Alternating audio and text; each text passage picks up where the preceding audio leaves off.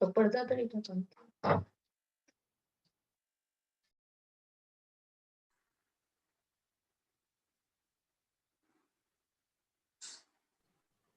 Good morning, Purohit ma'am. Good morning. Ma'am तुमचा आवाज नाही येतोय. हॅलो, आता येतोय आवाज? आवाज मॅम येतोय? एक 5 मिनिटात सुरू करूयात. हो हो हो हो. Okay ma'am, thank you.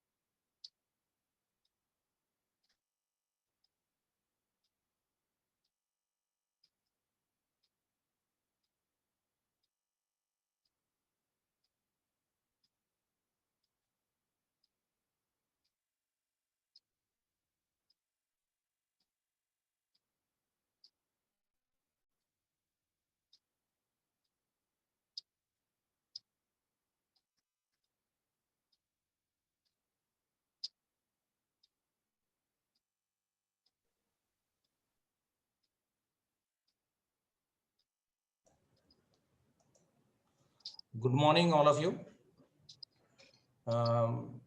Mr. Shahrukh? Yes, sir. Are you audible? Yeah. May I request Okay. all the participants, principals, and all the management members? We can start today's session. All the guests and participants are joining. So may I request Shahrukh, please start. Thank you, sir. Thank you so much. Good morning to all the participants. I, Shahrukh Ahmed, student of Manikchand Pahade Law College, Aurangabad, warmly welcomes you all to this esteemed National Sports Workshop organized by Manikchand Pahade Law College in association with Dr. Sau IBP Mahila Kala Mahavidyalaya, Aurangabad. This is online 1 week national sports workshop wherein we have invited renowned athletes and directors of physical education as speakers to interact with us. We have 7 different sessions on various subjects regarding sports, and today is the inaugural session of this workshop and the first session also. So for the first session, we have with us Mr. Shashikant Singh sir, national athlete and fitness trainer from Aurangabad as the resource person of this workshop. Dr. Sunil Dhonge sir, SSM Arts, Science and Commerce College, Saikheda, Nashik as the chairperson of the first session. Miss Monali Ghore ma'am, Indian shooting team coach as the chief guest of this first session. Now I request Dr. Sachin Deshmukh sir, Director of Physical Education at Manikchand Pahade Law College, Aurangabad, to briefly introduce the aim and object of this workshop. Mr. Deshmukh, Dr. Deshmukh sir. Okay, thank you. Good morning. I, Dr. Sachin Deshmukh, welcome you all for 1 week national workshop.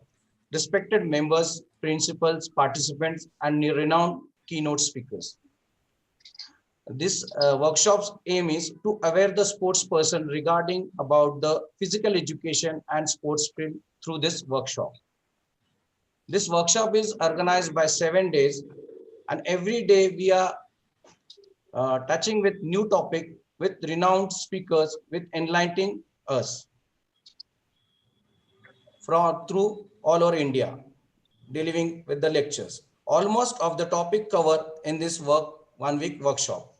MP Law College and Sau IBP Mahila Mahavidyalay jointly organizing this national workshop on making sports person aware of the status of India in India and its rule and its road map for aspiring athletes. National workshop for the professionals, players, professors, and sports scientists joined their hands together for the development of Indian sports field. Our aim is to help provide resource, guidance, and awareness to help the players and society about the physical education, so they can stay on the field and develop of the sports from the grassroots level. Not all the problems and hurdles can be avoided, but the severity or probability of can reduce through this workshop. And I really thanks to both the principals of our college and management always encourage to organize this type of event. And in this workshop, the renowned speakers, first day we have Shashikant Singh on 14th. He is a national athlete, fitness trainers. Tomorrow 15th, Lieutenant Sam Briganza from Goa. Third day, Dr. Vikram Singh, Jawaharlal Nehru University, New Delhi, 16th. For 17th, Dr. Mahendra Sawant, Sports Authority of India, LN College of Physical Education, Trivandrum, Kerala. 5th, Dr. Subal Das from Kamalpur. And 6th, Dr. Archana Giri from Physical Education College, Aurangabad. And 7th, Dr. Shraddha Naik, Chandrasekhar Agashe College of Physical Education. We also have chairperson, first day, Sunil Dhondge sir, 15, Dr. Vasant Jhende, 16, Dr. Firoz B. Sayyed, 17, Professor Dr. Dayanand Kamble, and 18, Professor Dr. M.A. Bari, 19, Dr. Madhav Singh Ingre, and 21st last day, Dr. Vishal Deshpande. Also, the privilege of this, we got two chief guests, international personalities for inaugural Miss Monali Gore, the Indian shooting team coach, and valedictory Mr. Mir Niranjan Negi, ex-Indian hockey player and coach. Maybe everyone knows Chak De India movie. This is the aim of this workshop. Thanks to the organizer giving me to the opportunity to introduce about the workshop. Thank you. Over to Shahrukh. Thank you so much, sir. Now may I request Dr. Vasudha Purohit ma'am, principal of IBP Mahila Kala Mahavidyalay, Aurangabad, ma'am, to kindly welcome our dignitaries and participants of this workshop. Dr. Purohit ma'am, please. Am I audible? Yes, ma'am, you are clearly audible. Good morning, one and all. Myself, Dr. Vasudha Purohit, Principal IBP Mahila College. I welcome today's chairperson, Dr. Sunil Dhondge sir, chief guest, Monali Gore madam, today's resource person, Mr. Shashikant Singh sir, principal of MP Law College, Dr. Rao sir,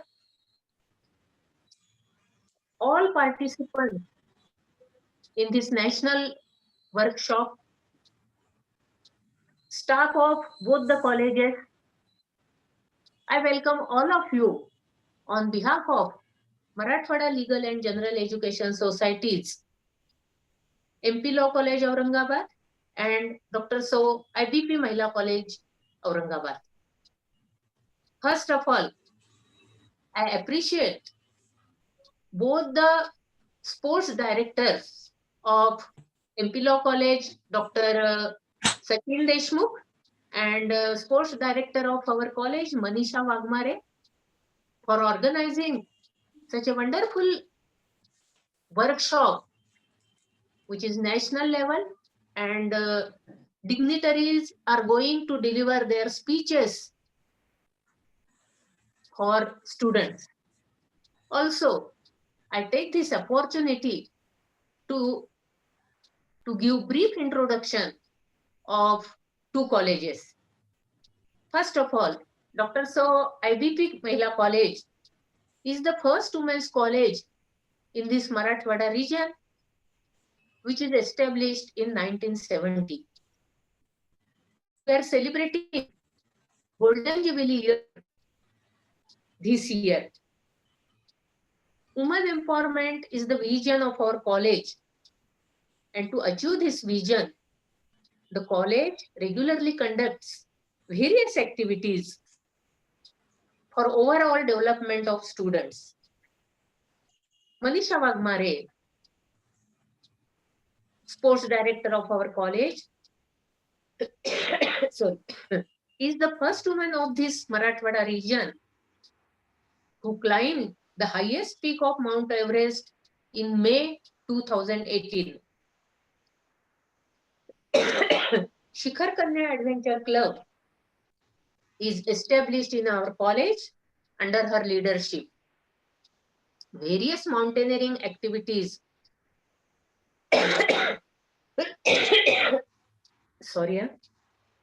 are conducted through this club. Now, I wish to introduce MP Law College, which is the oldest college in Marathwada region and established in 1956. To make legal education socially relevant and to keep in pace with the reforms in legal education, it is the goal of the college. The college has completed third cycle of NAC re-accreditation with B+ grade. At present, college has 3-year and 5-year law courses. Post-graduation in law and research center facility is available in the college. National level moot court competition, debate competition is conducted every year in the college. College has a good rank and place in various national surveys. Now, coming to the topic of workshop, obesity trends and physical activity. As all of we know, obesity often results from taking in more calories than are burned by exercise and normal daily activities. It is a medical problem that increases risk of other diseases and health issues. Various studies have shown that in 2016, nearly 39% of adults worldwide were overweight.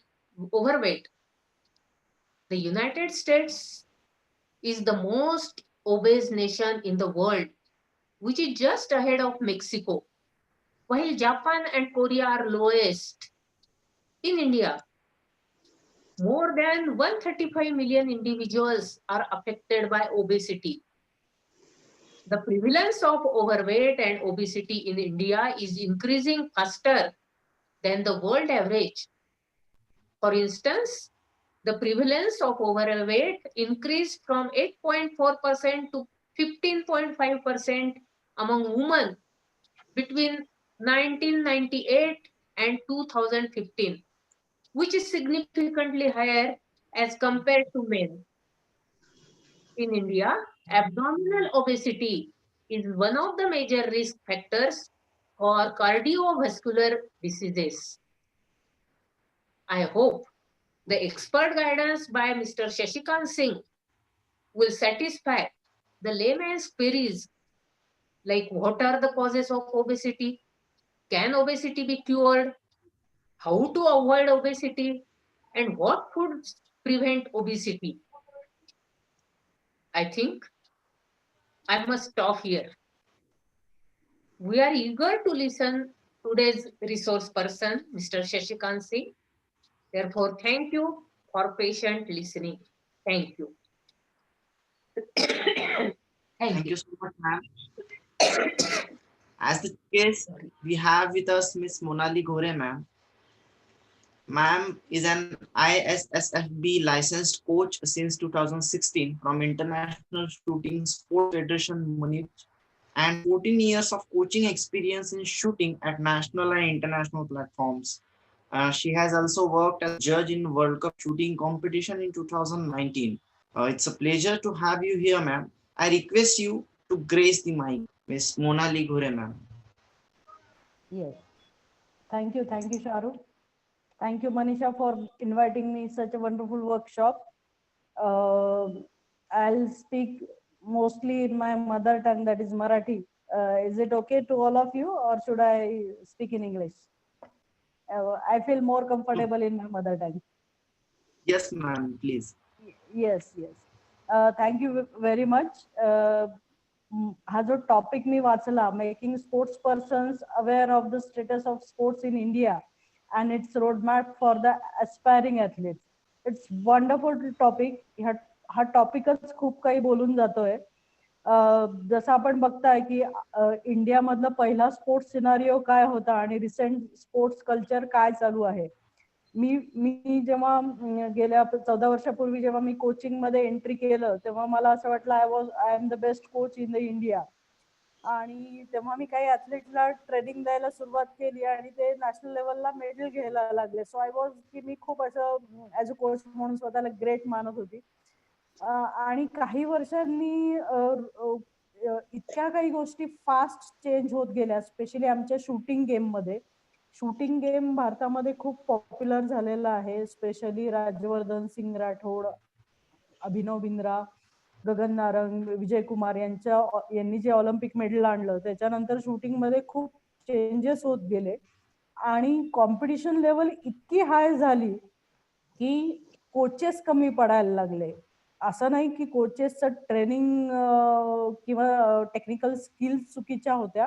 Thing is that competition इतकी वाढली होती की खूप micro लेवलवर अभ्यास करायची गरज भासली, आणि जी मला अजूनही भासते. आणि I believe in every sports it's happen, की प्रत्येक स्पोर्ट्स मध्ये जेव्हा एका हाय लेवलला जायचं, एक पीक परफॉर्मन्स गाठायचा आहे, तेव्हा खूप मायक्रो गोष्टींची तयारी करावी लागते. आय थिंक मनीषाला ह्या गोष्टी खूप चांगल्या माहिती आहे, कारण ती एक मोठी लढाई जिंकून आलेली आणि पुढच्या लढाईची तयारी करते आहे. त्यामुळे काही गोष्टींमध्ये जर कमतरता भासली तर काय गोष्टींची आपल्याला तयारी करावी लागते. सो माझा असा बिलीव्ह आहे की जोपर्यंत आपण कोचेस डेव्हलपमेंट प्रोग्राम चांगल्या पद्धतीने करत नाही, तोपर्यंत आपण नवीन जे ऍस्पायरिंग ऍथलीट आहे त्यांना आपण खूप काही चांगल्या पद्धतीने ट्रेनिंग नाही देऊ शकणार. जसं आता आपल्या सेंट्रल गव्हर्नमेंटनी फिट इंडिया ही मोठी चळवळ चालू केलेली आहे, आणि जसं वसुधा मॅडम म्हटल्या की आपल्याकडे ओबेसिटी हा खूप मेजर इश्यू आहे. येस, लाईक USA, इंडियामध्ये पण हा इश्यू खूप वाढत चाललाय, पण सेंट्रल गव्हर्नमेंटनी जी ही फिट इंडिया मुवमेंट हातात घेतली आहे, त्यामुळे आय थिंक सर्वसामान्यांपर्यंत फिटनेस काय आहे हे खूप चांगल्या पद्धतीने पोचायला लागलंय. आणि ऍज अ कोचेस म्हणून आपला पण मेजर रोल आहे की आपण नवीन जे मुलं आहेत, जरुरी नाही की एखादा खेळ खेळून त्याच्यामध्ये राज्यस्तरीय, राष्ट्रीय किंवा आंतरराष्ट्रीय स्पर्धेमध्ये जाऊनच कामगिरी केली पाहिजे. एक स्वतःच्या शारीरिक फिटनेस साठी सुद्धा एखादा खेळ खेळला पाहिजे, किंवा ऍटलीस्ट डेली व्यायाम, योगा ह्या गोष्टी केल्या पाहिजे. सो ह्या गोष्टी करत असताना कोचेस हे खूप रोल मॉडेल असतात नवीन जनरेशन पुढे, की जे मुलं टीन एजेस मध्ये आहे की त्यांना स्पोर्ट्स मधला अवेअरनेस आणून देणं, आणि जे मुलं एखाद्या स्पोर्ट्स मध्ये चांगल्या स्किल्स डेव्हलप करत आहे तर त्या चांगल्या स्किल डेव्हलप करताना त्यांना अजून किती अपग्रेड व्हायला पाहिजे.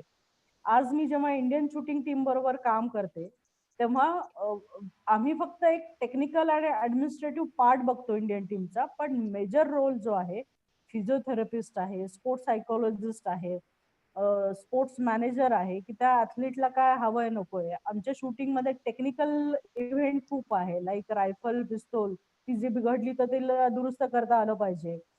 ॲम्युनिशन टेस्टिंग हा एक पार्ट असतो. सो कोचेसला खूप होलिस्टिक डेव्हलपमेंट आजच्या काळामध्ये गरजेची आहे. आणि हा वर्कशॉप तुम्ही ऑर्गनाईज करून खूप कोचेसला चांगला प्लॅटफॉर्म देता आहे, की ज्यांना नवीन नॉलेज शिकायचं आहे, पण ते इझिली आपण एखाद्या जवळ जाऊन ते शिकू शकत नाही. बट व्हर्च्युअल ट्रेनिंगमुळे किंवा वर्कशॉपमुळे ह्या गोष्टी खूप इझिली आता व्हायला लागल्या. म्हणजे हे आपण आय थिंक सगळेच गेल्या 7-8 महिन्यामध्ये व्हर्च्युअल वर्कशॉपला खूप अडॅप्टेड झालो आहे, आणि विच इज गुड की आपण खूप डिस्टन्स कमी केलेला आहे कोचिंग फील्ड मधलं.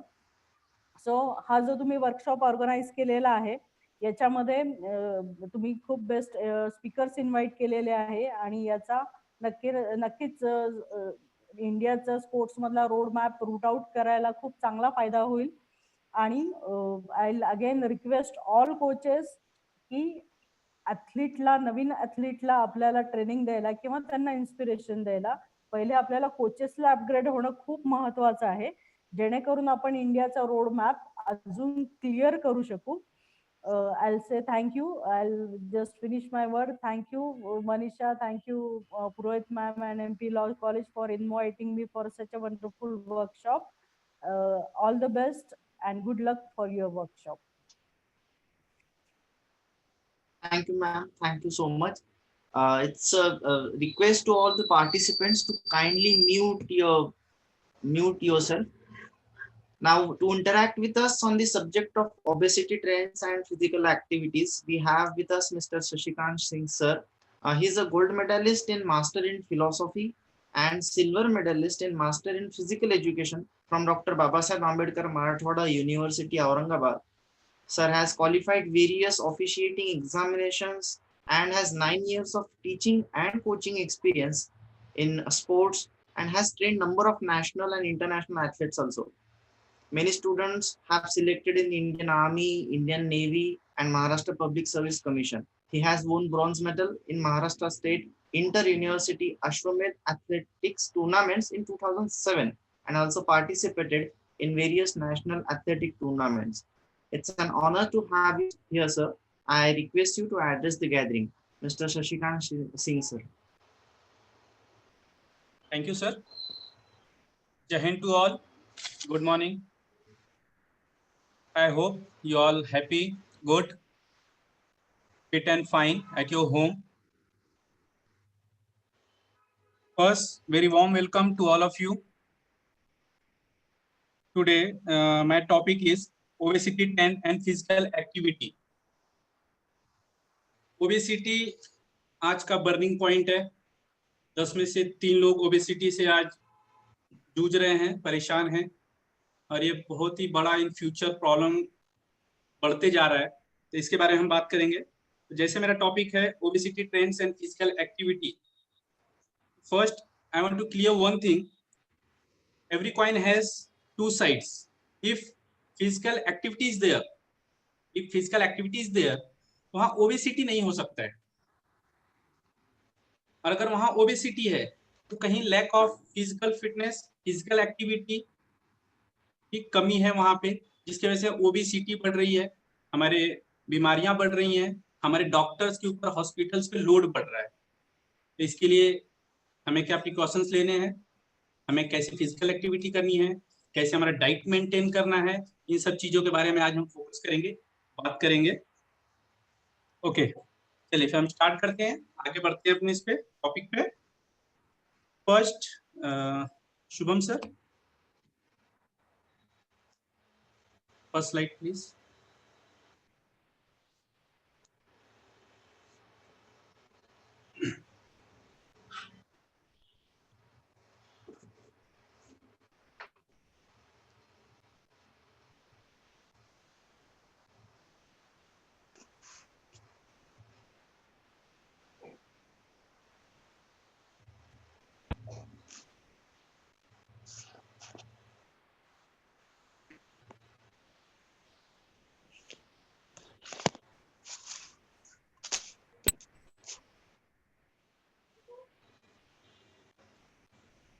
Okay, obesity trends and physical activity.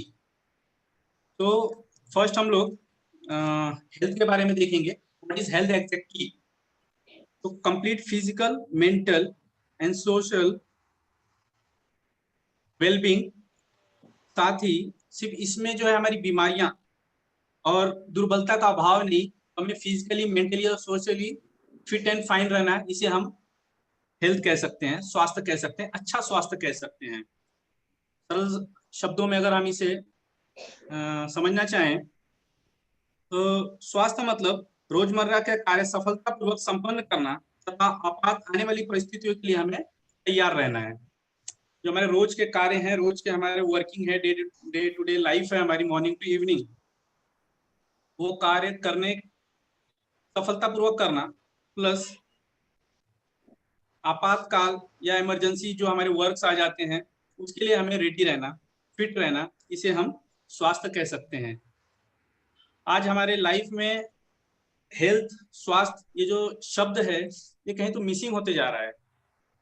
हमारी लाइफ इतनी फास्ट हो गई, इतनी एक्टिव हो गई है कि हम अपने स्वास्थ्य की तरफ कम ध्यान देके बाकी चीजों पे हमारा ध्यान अधिक हो गया है।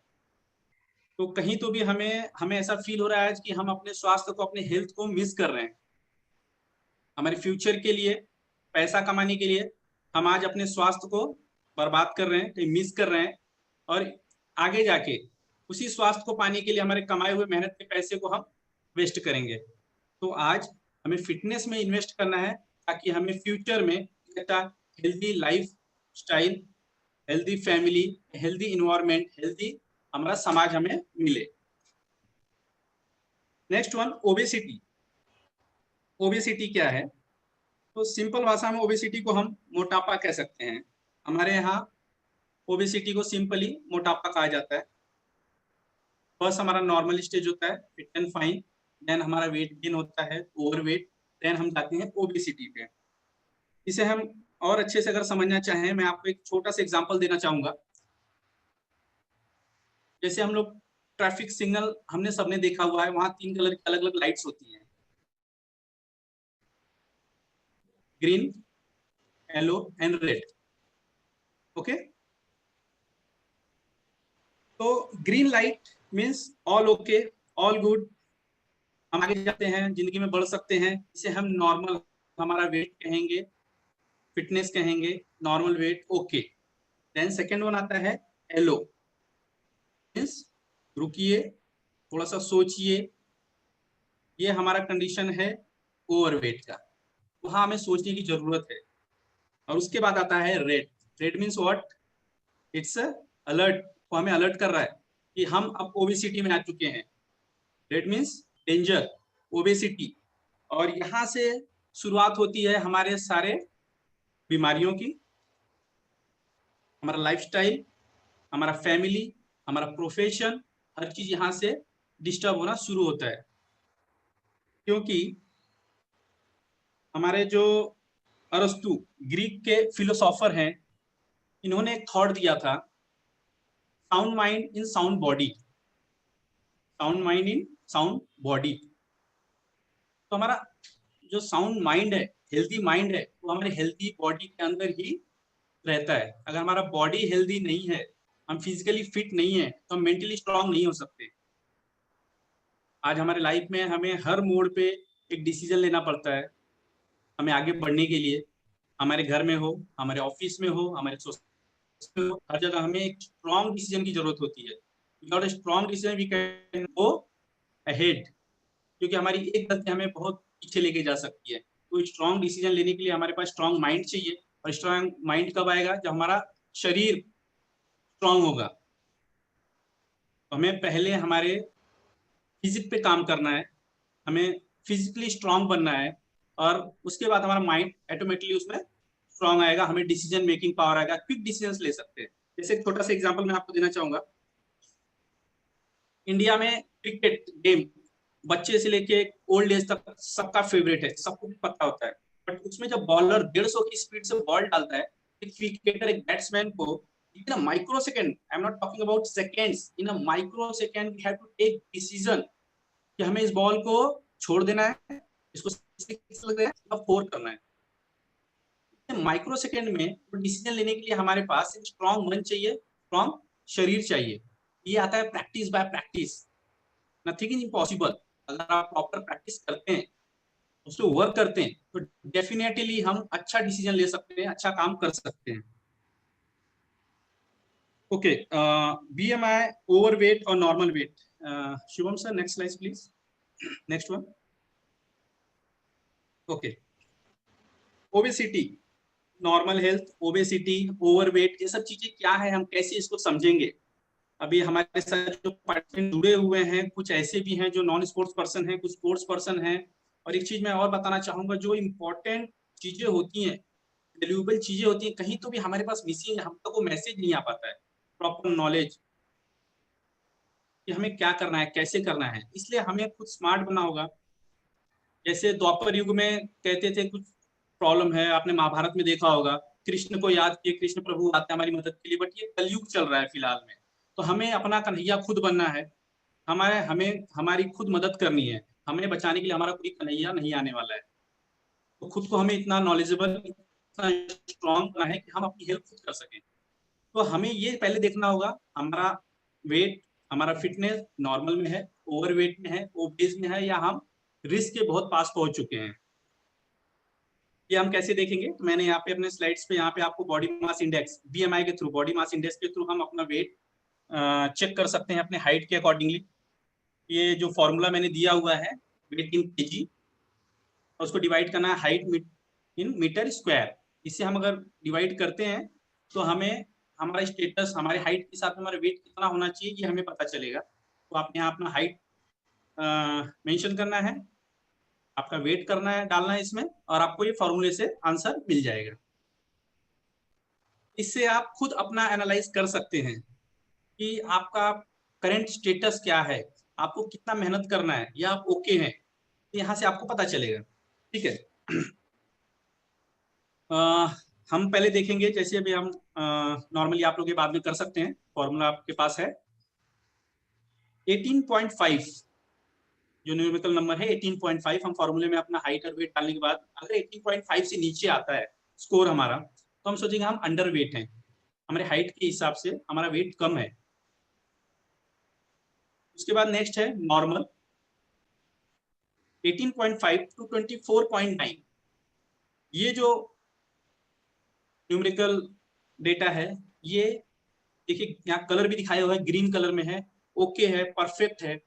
इसके बीच में हमारा फिटनेस लेवल, हमारा हाइट के हिसाब से हमारा वेट होना चाहिए, ये वेल एंड गुड रहेगा। इसके बाद नेक्स्ट स्टेज पे अगर हम जाते हैं, ओवरवेट, इसका न्यूमेरिकल डेटा दिया 25 टू 29.9। अगर 25 के आगे हम जाते हैं तो हमें समझना है, कहीं तो हमें ये इंडिकेटर एज ए इंडिकेटर है हमारे लिए कि नहीं, हमें अब हम यहाँ से आगे फिजिकल एक्टिविटीज पे ज्यादा ध्यान देना है। ओके, नेक्स्ट वन है शुभम सर, PPT प्लीज।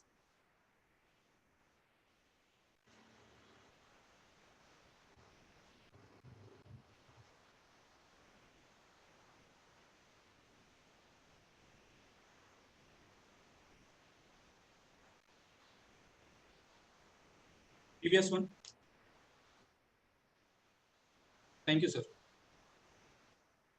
इसके बाद आता है ओबेस, 30 टू 34.9। जैसे मैंने पहले ही बताया, यहाँ से सारा चक्कर शुरू होता है हमारा, हमारा फैमिली लाइफ, हमारा पर्सनल लाइफ, हमारा ऑफिस, चीजें सब डिस्टर्ब होना स्टार्ट हो जाता है ओबेस, क्योंकि हम फिट नहीं है। और इसके बाद अगर हम हिंदी में तो हमने कह दिया मोटापा, मोटापा, बट इंग्लिश में अगर हम जाते हैं तो इसमें ओबेसिटी में टाइप 1, टाइप 2, टाइप 3 ओबेसिटी आती है।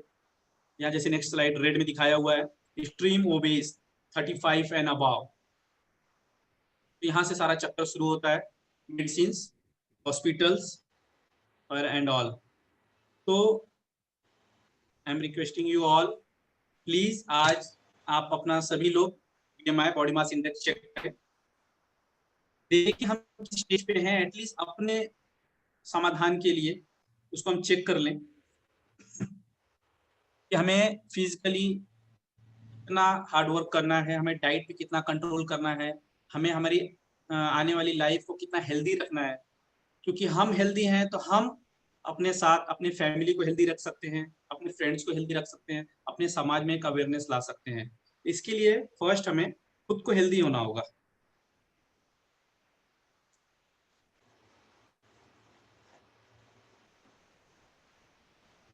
Next slide please.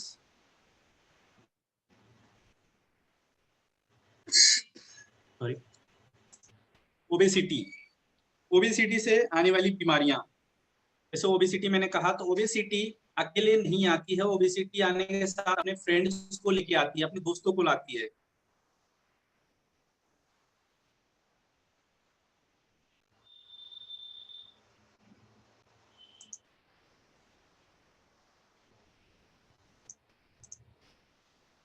ओबेसिटी अपने फ्रेंड्स को, अपने दोस्तों को साथ लाती है, अरे अकेले अटैक नहीं करती है, ये ग्रुप में अटैक करती है हमारे पास। तो हमें जैसे बीमारियां बेसिक जो आज एक ट्रेंड में चल रही है, डायबिटीज, मधुमेह, उसके बाद हार्ट की diseases, heart problems, cancer, high blood pressure, thyroid, breathing problems, और सबसे बड़ा रिसेंट एग्जांपल हमारे पास है कोरोना। इस कोरोना में सबसे ज्यादा प्रॉब्लम में कौन था? सबसे ज्यादा प्रॉब्लम किसको हुआ है? जिसकी इम्यून सिस्टम कम है, जो ज्यादा ओबेज हैं, ओवरवेट हैं, जो ऑलरेडी 2 से 3 डिसीज कैरी कर रहे हैं। जो फिट था उसे कोई प्रॉब्लम नहीं था, डर सबको था बट प्रॉब्लम नहीं था, वो कहीं सेफ जोन में था। बट सबसे ज्यादा प्रॉब्लम में थे ओबेस, एक्सट्रीम ओबेस, और जो कैरी कर रहे हैं अपने साथ में 2 से 3 डिसीज।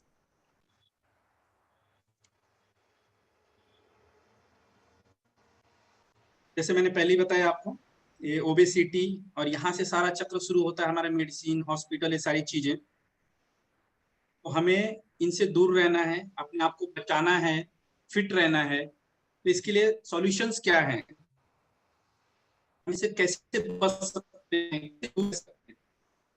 तो इस पे हमें ध्यान देना है। हमें क्या करना चाहिए, कैसे करनी चाहिए कि हमारी लाइफ हेल्दी रहे, हम फिट रहें, हमें बीमारियां ना लगें, और हम अपने लाइफ में हैप्पीली आगे अपने फैमिली के साथ, अपने फ्रेंड्स के साथ बढ़ते रहें। तो इसके लिए हमें करना है क्या? सबसे बेसिक चीज, हमारे लाइफस्टाइल में थोड़ा सा चेंज लाना है, थोड़ा सा चेंज लाना है। अगर मैं आज पूछूंगा आपसे कि how many hours in a day, एक दिन में कितने घंटे होते हैं, हम नॉर्मली कहेंगे 24 आवर्स होते हैं। लेकिन अगर आपको कुछ अचीव करना है, जैसे हम होता है ना, हमें फ्यूचर में गाड़ी खरीदनी है, घर खरीदना है, तो हम एक सेविंग में अलग से थोड़ा कुछ निकाल के रखते हैं, उस पर ध्यान नहीं देते हैं। हम एक अलग रख देते हैं उसको कि भाई ये हमारे कार के लिए है, हमारे घर के लिए है, या जिसकी बेटी उनकी शादी के लिए है, बच्चों के एजुकेशन के लिए है। वैसे हमें आज से क्या करना है कि 24 आवर्स होते हैं, राइट, बट उसमें से हमें हमारा 1 घंटा अलग से निकाल देना है। तो आपके पास कितने घंटे बचते हैं? 23 आवर्स। अभी आपको सारा काम आपका 23 आवर्स में मैनेज करना है। 1 घंटा आप उसको साइड में रखिए, बिल्कुल उसको कहीं भी डिस्ट्रीब्यूट नहीं करना है। वो 1 घंटा आपको कहाँ लगाना है? तो आपकी फिजिकल एक्टिविटी के ऊपर। Only 60 minutes in a day, only 60 minutes, मैं ज्यादा नहीं कह रहा हूँ, 1 घंटा। और हम दे सकते हैं, हम दे सकते हैं अपना 1 घंटा अपने हेल्थ के लिए, अपने फैमिली के लिए, अपने फ्यूचर के लिए। और बॉर्न टू डेथ हम लोग सबके लिए काम करते हैं, सबके लिए, पूरी फैमिली के लिए, फ्रेंड्स के लिए, सोसाइटी के लिए, बट अपने लिए हम कब काम करते हैं, अपने लिए कब सोचते हैं? और बेसिक सबसे बड़ी चीज मैं ये कहना चाहूंगा हमारी बहनों के लिए, हमारी माताओं के लिए, लेडीज के लिए, की बात हो, सेक्रीफाई करने की बात हो, डाइट की बात हो, वो सबसे पहले अपने फैमिली मेंबर्स को देखती है। और मैं ये चीज इतने कॉन्फिडेंस से इसलिए कह रहा हूँ कि मैं एक क्लब रन करता हूँ, एकेडमी है मेरी, मैं ग्राउंड पे भी देखता हूँ, मेरे पास जो गर्ल्स आती हैं उनका सबसे बड़ा प्रॉब्लम यही होता है। उनको यही चीज समझाता हूँ कि आप फिजिकल एक्टिविटी कर रहे हो, फैमिली है, सब कुछ है, बट आपको अपने डाइट पे भी थोड़ा ध्यान देना होगा। जनरली हमारे इंडिया में ये प्रॉब्लम होती है कि गर्ल्स हो, लेडीज हो, पहले वो लोग अपने भाई, पापा या सबके बारे में सोचेंगे, बाद में अपने बारे में सोचते हैं। तो फर्स्ट आपको अपने एक्टिविटी, अपने डाइट पे फोकस करना है। विदाउट इसके हम आगे नहीं जा सकते। हेल्दी लाइफ हम नहीं कैरी कर सकते हैं। तो बीमारियों से हम कैसे बचें, सॉल्यूशन क्या है इसका? तो फर्स्ट हमें करना है 24 आवर्स में 1 आवर कट करना है, वो हमारे लिए रखना है, सिर्फ अपने लिए रखना है, अपने लिए, किसी के लिए नहीं। वो 1 घंटा सिर्फ हमारे लिए, हमारे फिजिकल फिटनेस के लिए है। क्योंकि अगर हम फिट रहेंगे तो आज हम जितनी मदद करें अपनी फैमिली की, अपनी फ्रेंड्स की, अपने समाज की, उससे कहीं ज्यादा हम कल मदद कर सकेंगे अगर हम फिजिकली फिट हैं तो वो 1 घंटे को हम कैसे मैनेज करेंगे, एक प्लान बनाना है जो मैं आगे आपको बताऊंगा कि हमको फिजिकल एक्टिविटी कैसे करना है, कितना करना है, कब करना है और कहाँ करना है। सबसे इंपॉर्टेंट चीज, कब करना है, कितना करना है, कहाँ करना है, इस चीज हम आगे डिस्कस करने ही वाले हैं। बट फर्स्ट स्टेप आप क्या करेंगे, 24 आवर्स में से आप 1 आवर अपने लिए रखेंगे, सिर्फ अपने लिए, अपनी फिजिकल एक्टिविटी के लिए। उसमें आपका दूसरा कोई काम नहीं होना चाहिए। First point. Second, sir next slide please.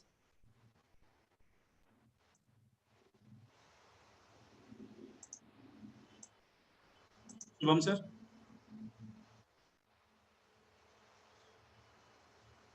Yes. Next मेरा पॉइंट है sir, previous, yes thank you. मेरा ये पॉइंट है स्लीप, साउंड स्लीप, नींद। हमारी आज के भागम भाग भरी जिंदगी में कहीं तो ये मिसिंग हो रहा है, और ये सबसे इंपॉर्टेंट पार्ट है। Till morning to evening till night हम घरों से निकल के अपने काम में, वर्क में, सब में इतने व्यस्त हैं, भागम भाग हर एक चीज है। बट हम ये कहीं चीज भूल जाते हैं कि इतने बिजी शेड्यूल में हमारा बॉडी के अंदर कुछ वियर एंड टियर्स होती हैं, टूट फूट होती है, इंटरनल टूट फूट बॉडी के अंदर होता रहता है।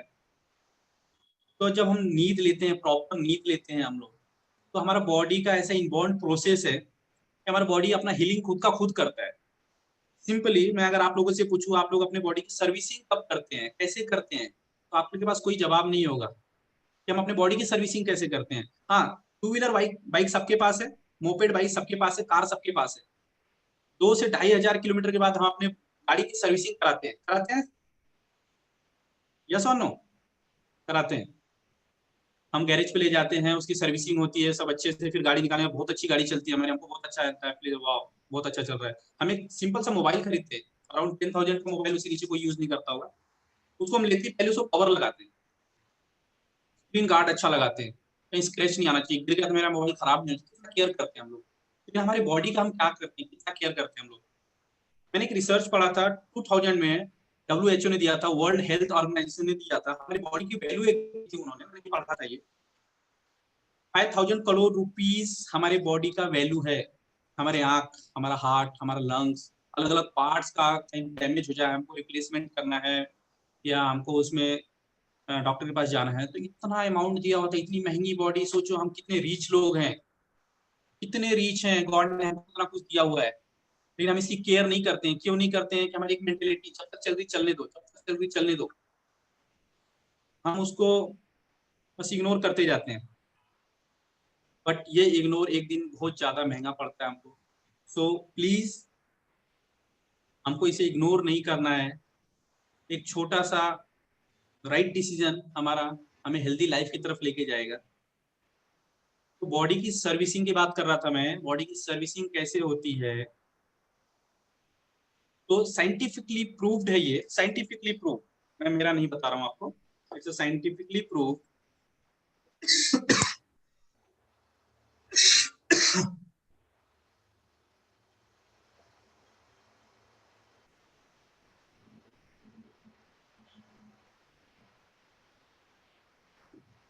रात को 11 बजे से, रात को 11 से सुबह के 4 बजे तक बॉडी अपना रिपेयरमेंट का काम करती है, इसका हीलिंग का काम करती है। पूरे दिन में जो भी हमारे बॉडी के अंदर वियर एंड टियर हुआ है, टूट एंड फूट हुआ हमारे वेन्स में, हमारे हार्ट में, हमारे डाइजेस्टिव सिस्टम में, पूरे बॉडी पार्ट में, उसका जो है बॉडी अपने आप हीलिंग करती है।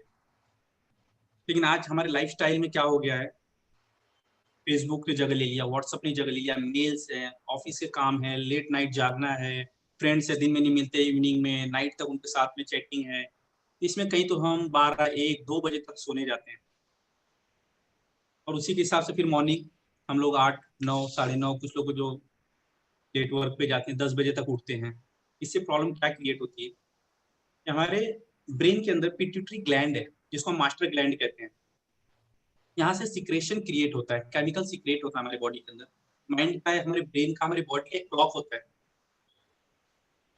तो हम लेट उठने से क्लॉक हमारे बॉडी का लेट स्टार्ट होता है। घर में क्लॉक होता है सबका, अगर उसका टाइम आगे पीछे हो जाता है तुरंत सेल चेंज करेंगे, घड़ी चेंज करेंगे, अरे यार गड़बड़ कैसे हो गया। लेकिन हम बॉडी का जो क्लॉक है वो हमारा लेट स्टार्ट नहीं तो हो रहा है, और यहाँ से प्रॉब्लम क्रिएट होता है। केमिकल सिक्रेशन बॉडी के अंदर प्रॉपर नहीं होते हैं।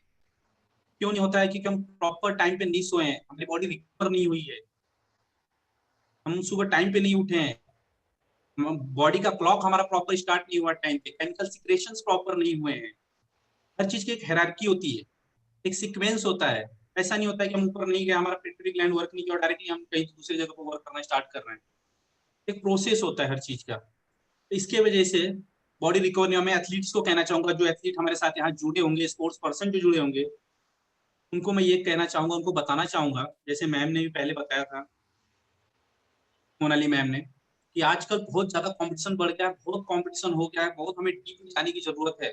और साथ में कोचेस के साथ में मैं एक बहुत बड़ी बात कहना चाहता हूँ यहाँ पे, हमारे कोचेस के साथ में पड़ेगा, एथलीट को भी अवेयर होना पड़ेगा, उन्हें भी नॉलेज होना चाहिए वो क्या कर रहे हैं, कितना वर्कआउट कर रहे हैं, वर्कआउट क्यों कर रहे हो, अलग अलग सेशंस के अलग वर्कआउट होते हैं, तो वो सेशन का वर्कआउट क्यों कर रहे हैं, उससे क्या इंप्रूवमेंट होने वाला है, उनको फूड क्या लेना है, कितना लेना है, कब लेना है, उनकी बॉडी रिकवर कैसे होगी, सब चीजें हमारे एथलीट को भी पता होनी चाहिए। अगर नहीं पता तो अपने कोचेस से आप प्लीज पूछिए, अपने फिजियो से बात करिए, अपने डॉक्टर से बात करिए, बुक्स पढ़िए।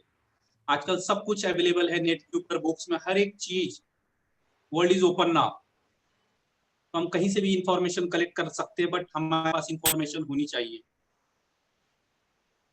उठेंगे बॉडी रिकवर नहीं होगी, लास्ट डे प्रीवियस डे का बॉडी का लोड हमारा वैसे ही रहेगा, नेक्स्ट डे वर्कआउट हम करने जाते हैं, बॉडी बोलती ठीक है कोई बात नहीं, एडजस्ट करती, फिर नेक्स्ट डे वही सेम, रिकवर नहीं हुआ, प्रॉपर डाइट नहीं हुआ, वाटर इनटेक कम हो गया, मसल में स्टिफनेस आती जा रही है, और एक दिन आता है हमारी हैमस्ट्रिंग पुल हो गई, ग्रोइंग मसल्स हमारी खिंच गई, या दूसरी कोई इंजरी आ गई। अकॉर्डिंग टू गेम जो मसल्स पार्ट, जो बॉडी पार्ट हमारा मैक्सिमम यूज होता है, ओवर यूज के वजह से, प्रॉपर उसका डाइट ना होने की वजह से, रिकवरी ना होने की वजह से इंजर्ड हो जाता है।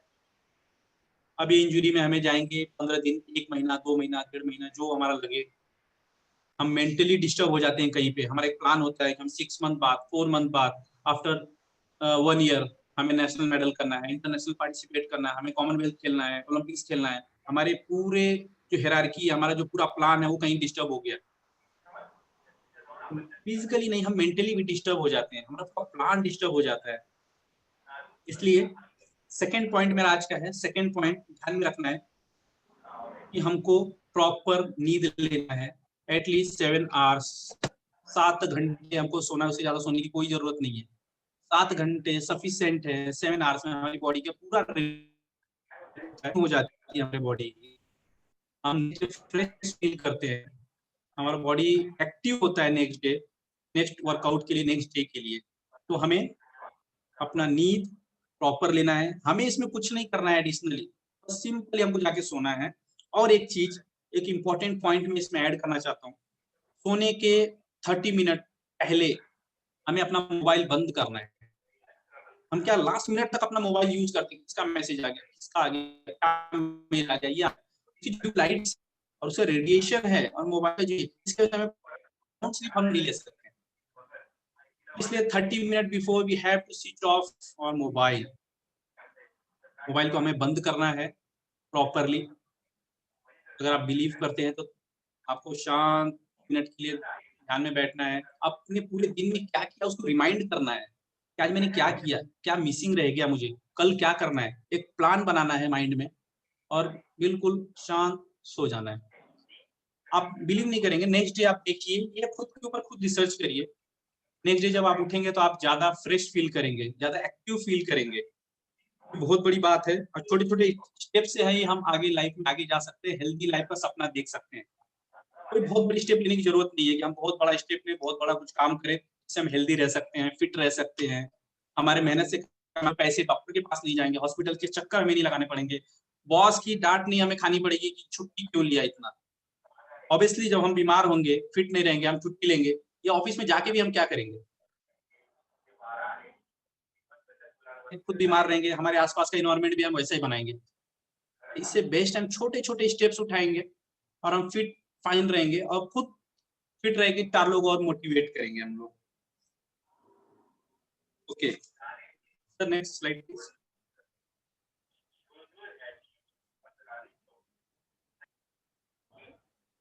अब हम बात करते हैं सबसे इंपॉर्टेंट, न्यूट्रिशंस, डाइट से अहम रोल प्ले करता है। जैसे मैंने बोला था, हर कॉइन की 2 साइड्स होती हैं, 2 बाजुएं होती हैं। तो हेल्दी लाइफ की सबसे इम्पोर्टेंट फर्स्ट साइड हम अगर कहें तो यह है न्यूट्रिशंस। हमें हमारा डाइट कैसा रखना चाहिए, कैसा भोजन हमें करना चाहिए,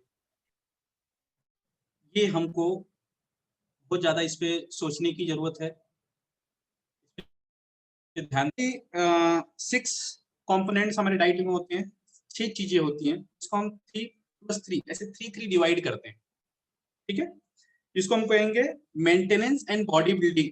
हमारे बॉडी के अंदर जो वियर एंड टियर होता है, टूट फूट होती है, उसका मेंटेन करने का काम, प्लस बॉडी बिल्डिंग करने का काम, बॉडी को ग्रो करने का काम। बॉडी बिल्डिंग तो पहलवानों वाला बॉडी बिल्डिंग नहीं है, ग्रो करने का काम, बॉडी को एनर्जी देने का काम कौन करता है? तो first one carbohydrate, then fat and then protein. ये 3 बेसिक चीजें हैं जो हमारे बॉडी को मेंटेन करती हैं, एनर्जी देती हैं, एनर्जेटिक बनाती हैं, ग्रोथ का काम करती हैं। Carbohydrate, fat and protein. और इसका सीक्वेंस भी ऐसे ही होता है। जैसे हम कोई वर्क करते हैं, हमें छोटा सा पेन भी अगर हाथ में उठाते हैं तो सबसे पहले हमारे बॉडी का कार्बोहाइड्रेट यूज होता है। कार्बोहाइड्रेट यूज होता है, कार्बोहाइड्रेट हमें एनर्जी देता है।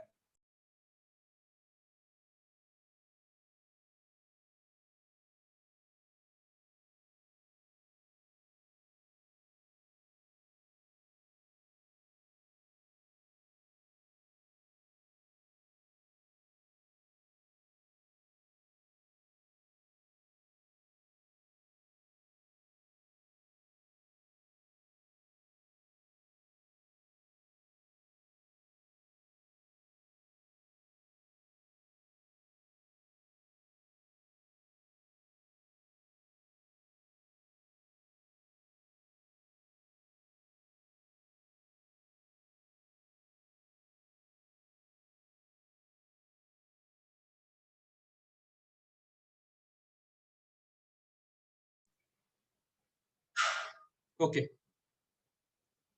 ऑन हो गया, थैंक यू। इसकी हायरार्की कैसी है? तो कार्बोहाइड्रेट फर्स्ट। अगर हम छोटा सा भी कोई मूवमेंट करते हैं, कोई काम करते हैं,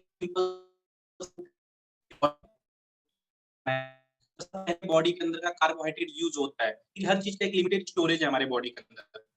तो फर्स्ट हमारे बॉडी का कार्बोहाइड्रेट यूज होता है। और कार्बोहाइड्रेट हमें कितनी एनर्जी देता है?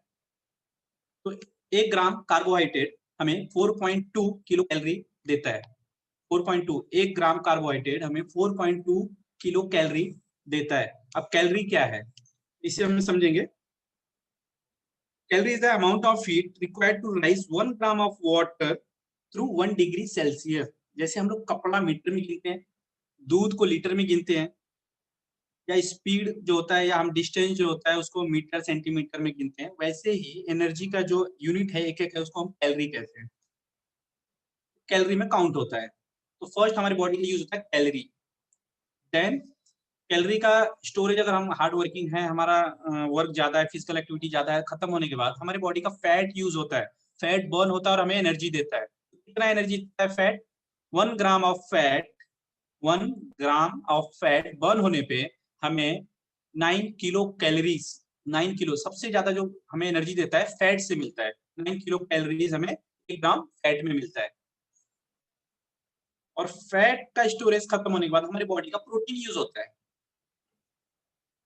प्रोटीन कितनी एनर्जी देता है? 1 ग्राम ऑफ प्रोटीन, 1 ग्राम अगर प्रोटीन हमारे बॉडी का बर्न होता है तो हमें 4.5 किलो कैलोरी, 1 ग्राम प्रोटीन हमें 4.5 किलो कैलोरी इतनी एनर्जी देता है। अब ऐसा नहीं है कि कार्बोहाइड्रेट यूज हो रहा तो फैट यूज नहीं होगा, फैट यूज हो रहा तो प्रोटीन यूज नहीं होगा, साइमल्टेनियसली सब अपना काम करते रहते हैं। बट जो एनर्जी देने का काम है फर्स्ट ये हायरार्की से होता है। बेसिकली फैट का वर्क मेनली देखा जाए तो हमारी बॉडी के अंदर क्या है, हमारे जो ऑर्गन्स है उसको कवरिंग करता है, सपोर्ट देने का काम फैट करता है, मेन इंपॉर्टेंट थिंग। और फैट का परसेंटेज कितना होना चाहिए जनरली हमारे बॉडी में 9 to 15% इन मेल। एक मेल यंग हेल्दी व्यक्ति के अंदर 9 to 15% फैट होना चाहिए। और वहीं अगर हम बात करें लेडीज की, वुमेन्स की, तो उसके बॉडी में 17 to 22% या हम पकड़ सकते 25% के बीच का फैट परसेंटेज होना चाहिए। लेडीज में थोड़ा परसेंटेज ज्यादा है। और अगर हम एथलीट और स्पोर्ट्स पर्सन की बात करते हैं, ये 9 to 22 के बीच में कहीं हो सकता है, ये अकॉर्डिंग टू गेम इवेंट। जैसे हमारे थ्रोअर्स होते हैं एथलेटिक्स में, हैमर थ्रोअर हैं, डिस्कस थ्रोअर्स हैं, इनका वेट थोड़ा ज्यादा होता है, इनमें फैट परसेंटेज ज्यादा है। जंपर्स हैं, उनका वेट कम होता है, फैट परसेंटेज कम होता है।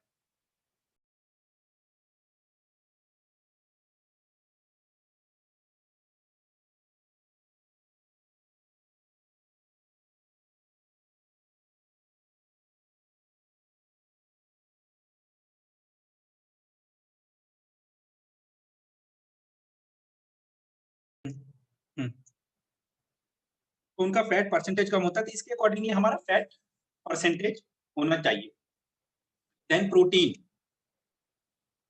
23 अमीनो एसिड से मिलके हमारा प्रोटीन जो है बनता है। प्रोटीन हमारे बॉडी के अंदर प्रोड्यूस होता है, अपने आप बनता है, और 9 हमें फूड से लेना पड़ता है। प्रोटीन का क्या काम है, तो प्रोटीन हमारे बॉडी के अंदर हुए वियर एंड टियर, टूट फूट जो होता है उसका रिपेयर करने का काम करता है। मैं बहुत ही बेसिकली चीजें आपको बता रहा हूँ, इसको आप ध्यान से सुनिए, समझिए।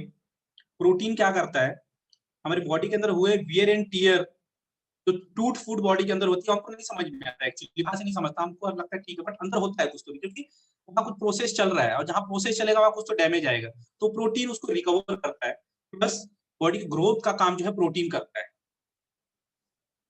तो इसलिए कहते हैं जो छोटे बच्चे हैं उनके भोजन में, उनके डाइट में हाई रिच प्रोटीन कंटेंट्स होना चाहिए, हाई रिच प्रोटीन कंटेंट्स, जो कि उनके ग्रोथ में उन्हें हेल्प करे।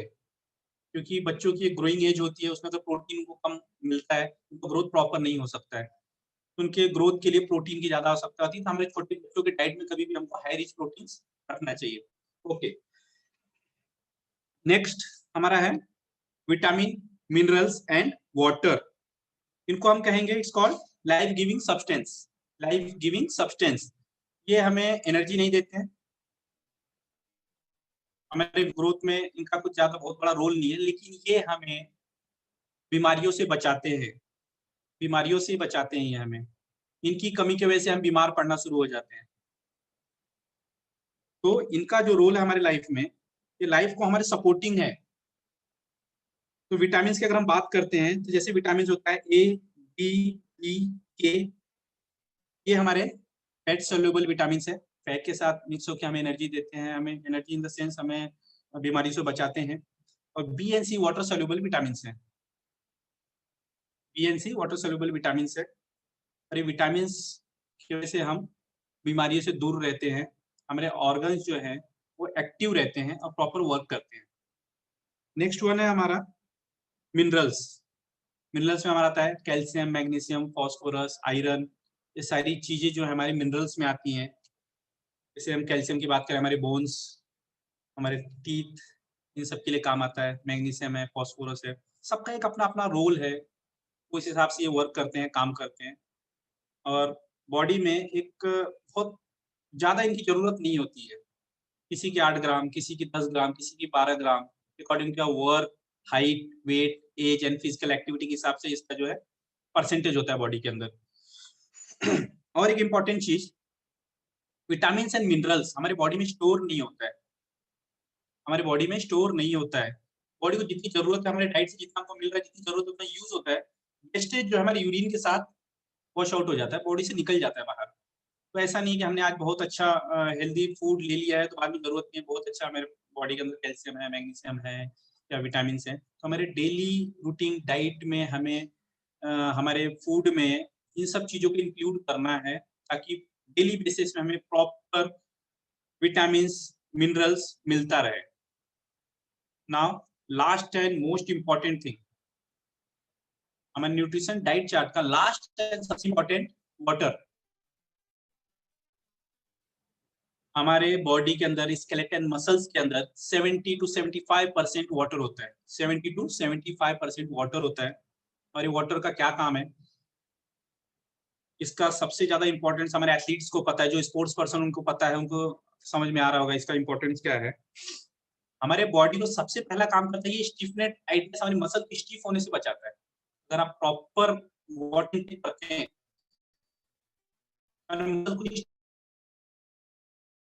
स्टिफ नहीं होने देता है, सॉफ्ट रखता है, ब्लड के अंदर थिकनेस नहीं आता है। क्योंकि प्लाज्मा की जो हम बात करते हैं, प्लाज्मा में 90 to 91% वाटर होता है। प्लाज्मा वर्ड काफी दिनों से हम 4-5 महीने से ज्यादा सुन रहे हैं अभी, पहले तो नहीं था ये हमारे माइंड में या हमारे कानों पे नहीं आता था, बट ये कोरोना काल में प्लाज्मा डोनेट करना। तो व्हाट इज प्लाज्मा क्या है?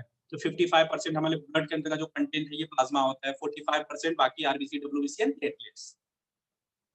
तो 55% जो हमारे बॉडी के अंदर प्लाज्मा है, ये प्लाज्मा के अंदर 90 to 91%, आप सोचिए 90 to 91% वाटर है, सिर्फ वाटर। अगर ये वाटर लेवल कम होगा तो हमारे बॉडी का पूरा प्रोसेस खराब हो जाएगा। सिंपली मैं एग्जांपल देना चाहूंगा यहाँ एक छोटा सा, जो हमारे डे रूटीन लाइफ में है। हम 4 व्हीलर गाड़ी देखा है सबने, चलाते हैं, कार चलाते हैं, उसमें भी गाड़ी काफी दूर जाने के बाद उसमें ना वाटर टैंक होता है, वहाँ पानी रहता है, वो बराबर बॉडी का जो इंजन उसको ठंडा करने का काम करता है। तो सोचिए अगर हम गाड़ी में पानी कम हो जाए और टैंक खाली रहे तो इंजन गर्म हो जाता है, गाड़ी सीज हो जाती है, खड़ी हो जाती है। 8 से 10 लाख, 20 लाख, 25 लाख की जो भी व्हाटएवर आपके पास कार है, उसमें पानी की कमी से इतना बड़ा प्रॉब्लम क्रिएट होता है, डायरेक्ट उसका इंजन सीज हो जाता है। बट हमारी बॉडी कभी हमें कहती है कि नहीं मैं अब काम नहीं करूंगा, आपने मुझे पानी कम दिया है, कभी नहीं कहती है, वो चलती जाती है, जितना होता है उतना हमें सपोर्ट करती है। तो क्या हमारा फर्ज नहीं बनता है कि हम उसे प्रॉपर न्यूट्रिशन दें, प्रॉपर डाइट दें? और पानी, मैं बोलता हूँ, मैं यहाँ जो चीजें आपको बताने वाला हूँ मेरे नॉलेज से, मेरे एक्सपीरियंस से, मैंने जो देखी है, और मैं जो भी चीजें आपको बताऊंगा इसमें बहुत ज्यादा कुछ खर्चे वाली, एक्सपेंसिव और बहुत हार्ड ऐसा कुछ स्टेप नहीं आज मैं बताने वाला, शेयर नहीं आपके साथ करने वाला कि जो आप नहीं कर सकते हो। हम सब कर सकते हैं, बट जरूरत है हमें अवेयर होने की, हमें अलर्ट रहने की कि नहीं, अगर हमारी बॉडी हमें सपोर्ट कर रही है, हमारी बॉडी है तो सब कुछ है, तो हमें उसको प्रॉपर इसका ध्यान रखना होगा, प्रॉपर न्यूट्रिशन देना होगा, प्रॉपर वाटर देना होगा। पानी हर जगह अवेलेबल है, कहीं से भी आप ले सकते हो। या मैं आपको सजेस्ट ये करना चाहूंगा कि आप कहीं भी जाएं, जैसे हमारे एथलीट्स कहीं भी जाते हैं अपने साथ एक वाटर बॉटल कैरी करते हैं, मैंने भी कैरी किया, देखिए मेरे पास भी बॉटल है, मैं साथ में लेके बैठा हूँ मेरा बॉटल। कहीं भी बाहर का पानी लेने से अच्छा, पीने से अच्छा आप अपनी बॉटल कैरी करिए। खुद का पानी खुद कैरी करना है, जिससे आप बीमारियों से बच सकते हैं। सबसे बेसिक चीज, बीमारियां जो फैलती पानी से, तो आपको आपका पानी कैरी करना है, साफ सुथरा पानी। और पानी कितना पीना है, एटलीस्ट 5 लीटर्स वाटर हमें डेली इनटेक करना है, 5 लीटर्स। उससे ज्यादा लेते हैं तो बहुत अच्छी बात है, इससे हमारे स्किन सॉफ्ट रहेगा, स्किन पे ग्लो रहेगा, ऑर्गन्स हमारे प्रॉपर वर्क करेंगे, ब्लड के अंदर थिकनेस नहीं आएगा। ये सब हमारे बेनिफिट्स है वाटर के, इसमें कोई खर्चा नहीं है। हम पानी अपना एक सिर्फ बॉटल हमको कैरी करना है साथ में।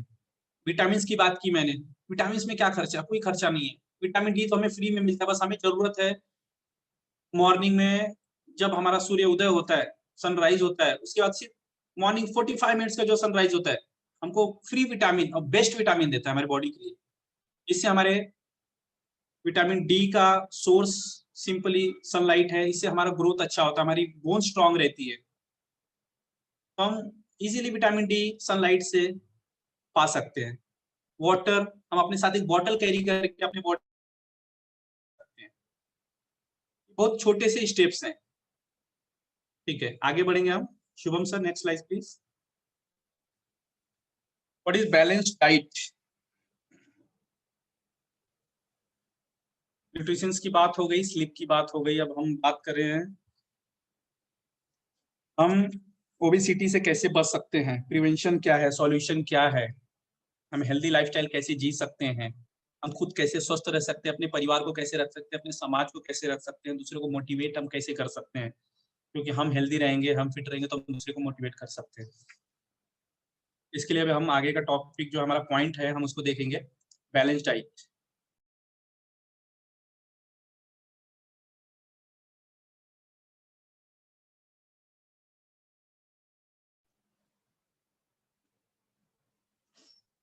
बैलेंस डाइट मीन्स क्या, मैं सिंपल आपको बैलेंस डाइट समझाना चाहता हूँ, बताना चाहता हूँ। Balance diet means what,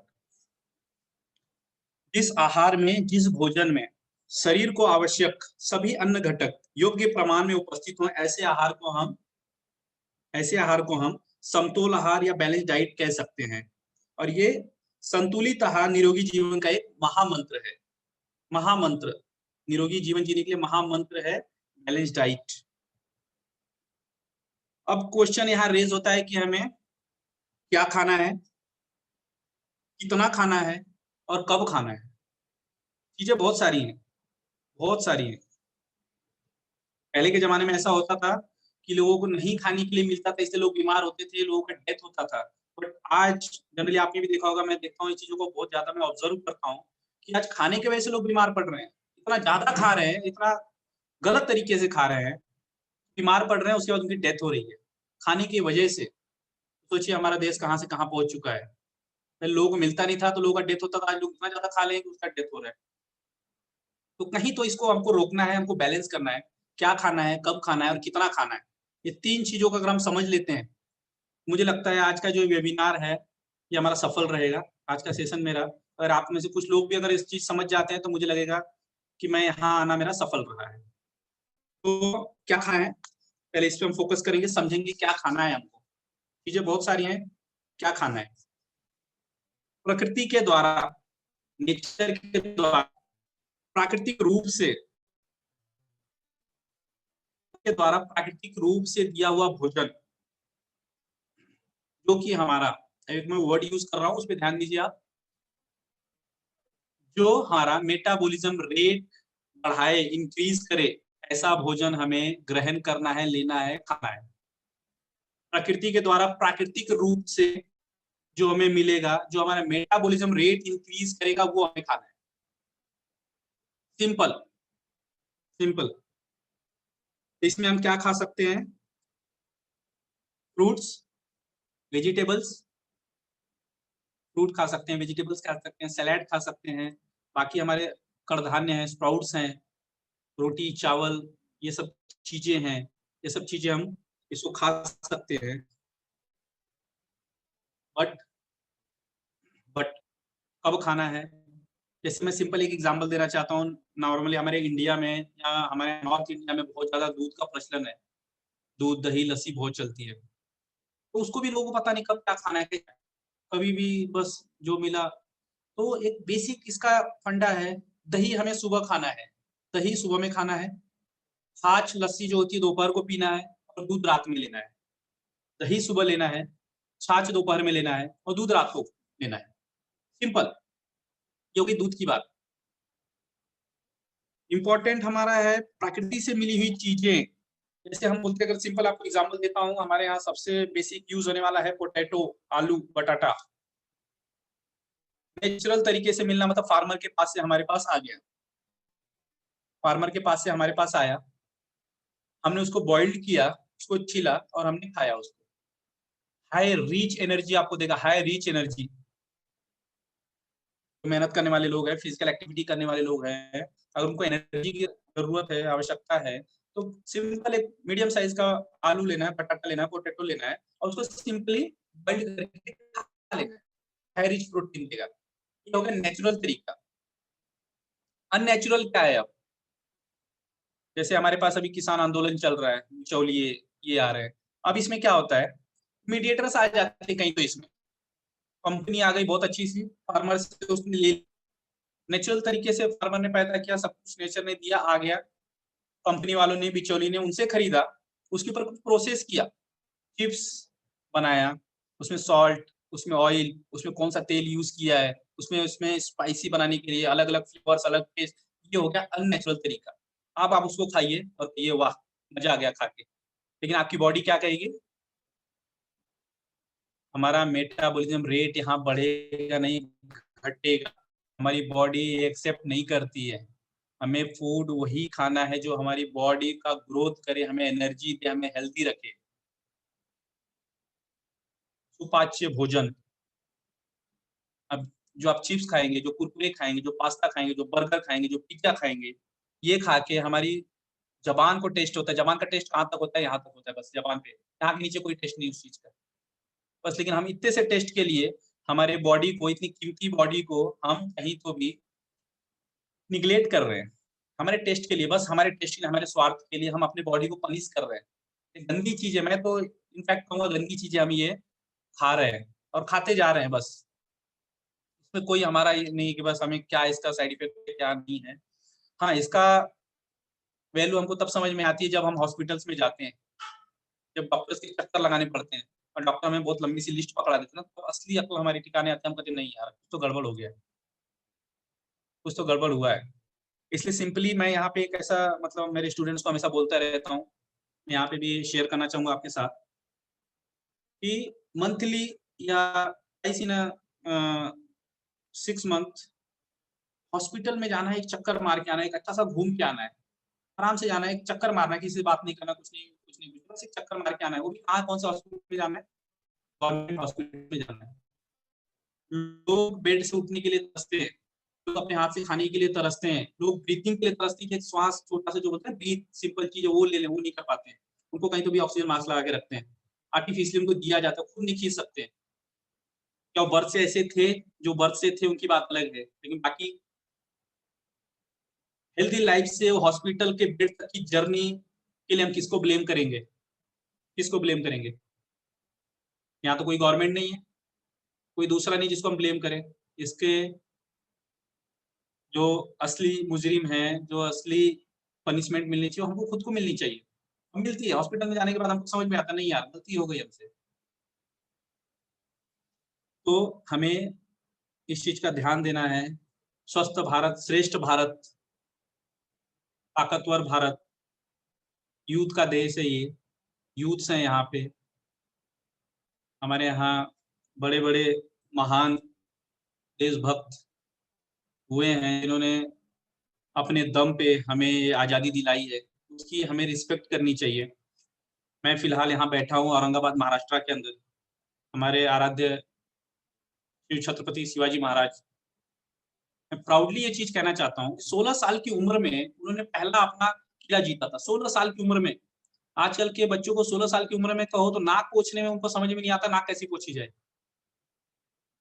Facebook, WhatsApp, Twitter चला लेते हैं, लेकिन उन्हें घर के बाहर कुछ डील करने भेज दिए तो नहीं कर सकते वो। हम किसकी वंशज हैं? हमारे फोर फादर्स कौन थे? उनकी क्या क्वालिटीज थी हम भूल चुके हैं। 16 साल की उम्र में पहला किला जीता उन्होंने। आज हमें कह दे कि 4 फ्लोर है, घर है, 4th फ्लोर पे जाना है, या मैं चाबी भूल गया, कुछ भूल गया, लेके आ जाना। कोई पेरेंट अपने बच्चों को कह दे, मैं यकीन से कह सकता हूं कि बच्चा नहीं जाएगा। आपको भी भेजेगा, वो नहीं जा सकता। अरे इतने ऊपर कौन जाएगा विदाउट लिफ्ट के? एक तो लिफ्ट यूज करेगा, नहीं तो डायरेक्टली डिनाई करेगा, नहीं जाएगा। और हम भी 4 बार सोचेंगे अरे यार 4th फ्लोर चढ़ना है मुझे, कैसे मैं जाऊं? ये हम कहीं अपनी संस्कृति भूल रहे हैं। मैं बेसिकली मेरा एक्सपीरियंस आपके साथ ये शेयर करना चाहता हूँ, बताना चाहता हूँ आपको कि मैं कोचिंग फील्ड में हूँ। मैं जो कोचिंग करता हूँ ये साइंटिफिकली करता हूँ, लेकिन मैं डाइट के बारे में जब बात करता हूँ तो हमारे एंसेंट लाइफ में जाता हूँ।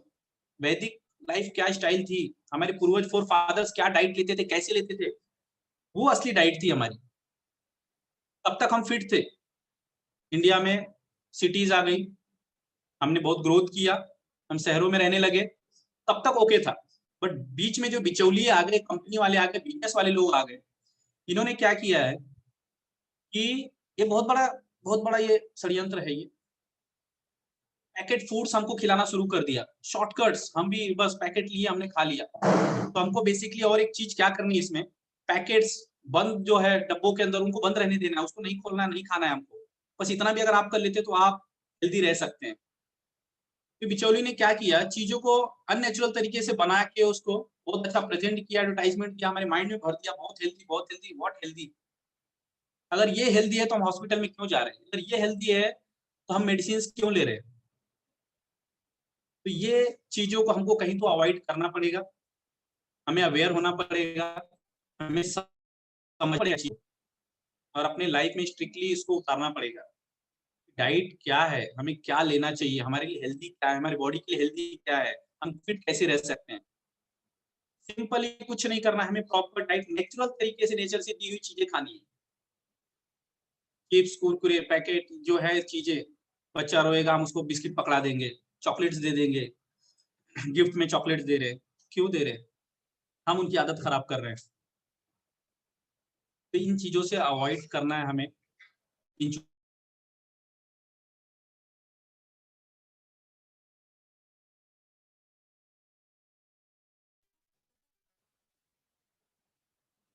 ये चीजें बहुत इंपॉर्टेंट है लाइफ में, डाइट के ऊपर फोकस करना है। इन शॉर्ट मैं ये बताना चाहूंगा अभी आपको कब लेना है और कितना लेना है, हम बात कर रहे थे। तो ब्रेकफास्ट हमें जो है मॉर्निंग में 8 से 8:30 के बीच में ले लेना है। और कितना लेना है, तो हैवी लेना है, एक राजा जैसे खाता है उसके जैसा लेना है, हैवीली फूड लेना है। लंच हमें कितना करना है, कब करना है, लंच हमें 12 से 1 के बीच में कर लेना है। और कैसे करना है, नॉर्मल आदमी के जैसे मीडियम करना है। और डिनर हमें कब लेना है, तो 7 बजे तक खत्म करना है। जॉब से तो 8 तक 8:30 तक, क्योंकि एक सबसे इंपॉर्टेंट पॉइंट, टाइम का थोड़ा लिमिटेशन है, वो डीप में नहीं जाना चाहूंगा। सन सेट के बाद हमारी बॉडी जो है रिकवरी का काम स्टार्ट करती है, रिपेयरमेंट का काम स्टार्ट करती है। अगर हम उसको लेट नाइट खाना खाएंगे और उसको काम पे लगाएंगे, आप इसको डाइजेस्ट कर उसके बाद अपना रिपेयर कर, तो कहीं मैकेनिज्म गड़बड़ हो जाएगा। इसलिए हमें जितना जल्दी हम खा सकते हैं उतना जल्दी हमें खाना खाना है, रात का डिनर हमें खत्म करना है।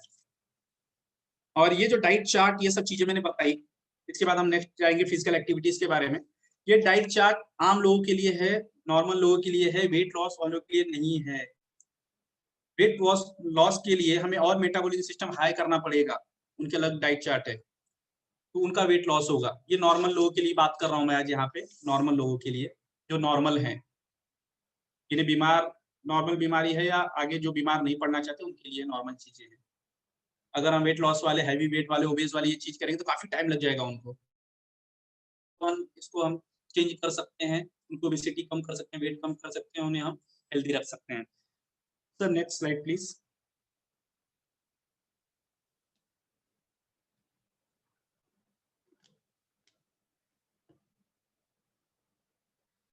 Sound mind in sound body, physical activity. अब कॉइन का जो दूसरा साइड है ये फिजिकल एक्टिविटी, गाड़ी के 2 पहिए हम कह सकते हैं। Healthy diet and plant physical activity, plant training. क्योंकि काफी लोग मुझसे मिलते हैं, बातें करते हैं, मैं बहुत डाइट कर रहा हूँ, नवरात्रि का व्रत चल रहा है मेरा, लेकिन वेट कम नहीं हो रहा है। वेट कम नहीं होगा, आप हॉस्पिटलाइज हो जाओगे, आपके अंदर के विटामिन मिनरल्स कम हो जाएंगे, आप और वीक हो जाओगे, हॉस्पिटल में जाना पड़ेगा। तो बैलेंस डाइट करना है। और कुछ लोग कहते हैं बहुत पसीना बहा रहे, बहुत मेहनत कर रहे, लेकिन हमारा वेट कम नहीं हो रहा, हमें प्रॉब्लम्स आ रही। तो इसके लिए मैं आपको बेसिक चीज ये बताना चाहूंगा, गाड़ी के 2 पहिए होते हैं, दोनों स्ट्रांग होनी चाहिए, प्रॉपर डाइट होना चाहिए, एंड प्लान्ड आपका फिजिकल एक्टिविटी, फिजिकल फिटनेस के लिए होना चाहिए। ये दोनों जब मिलेगा तो हमारे शरीर जो है स्वस्थ रहेगा, हेल्दी रहेगा। तो हम कह सकते हैं वहाँ sound mind in sound body. Physical activity कितना करना है, ओनली 60 मिनट्स। जो मैंने सबसे पहले आपको बताया था, 24 घंटे में से 1 घंटे आपने निकाला फिजिकल एक्टिविटी के लिए, वहां पे फिजिकल एक्टिविटी करना है। When to do, morning evening कर सकते हैं आप, जैसे आपके पास समय है। एंड वेयर टू डू, ये सबसे इंपॉर्टेंट पॉइंट मैं आपको बता रहा हूँ, वेयर टू डू, कहाँ करना है। बेसिकली इसके लिए छोटा सा एग्जांपल आपको दूंगा, मैथ सबका बेसिक अच्छा ही होगा, कैलकुलेट करना है और समझना है बात को। बहुत इंपॉर्टेंट पॉइंट बता रहा हूँ मैं, ये समझ गया तो सब समझ गए। 24 आवर्स होते हैं हमारे पास एक दिन में, हम घर के अंदर 4 दीवारी के अंदर कितना समय स्पेंड करते हैं, कितना टाइम स्पेंड करते हैं, एटलीस्ट 12 आवर्स। रात को 8 आए तो सुबह के 8 तक, बेसिकली 12 घंटे। इंडियन वर्किंग आवर्स हमारे कितना है? 8 आवर्स। ऑफिस में हमारे हम लोग 8 घंटे देते हैं, कितना हो गया टोटल? 20 आवर्स। हमारे पास कितना बचा? 4 घंटे। अब हम उसको 1 घंटा 2 घंटा अपने वर्कआउट के लिए जो भी देंगे, जैसे आपके पास समय है, टाइम। तो ये 4 घंटे हम कहाँ देने वाले हैं? वर्कआउट कहाँ करना है? Where to do physical activity workout, इसके लिए मैं बता रहा हूँ आपको वेयर टू डू।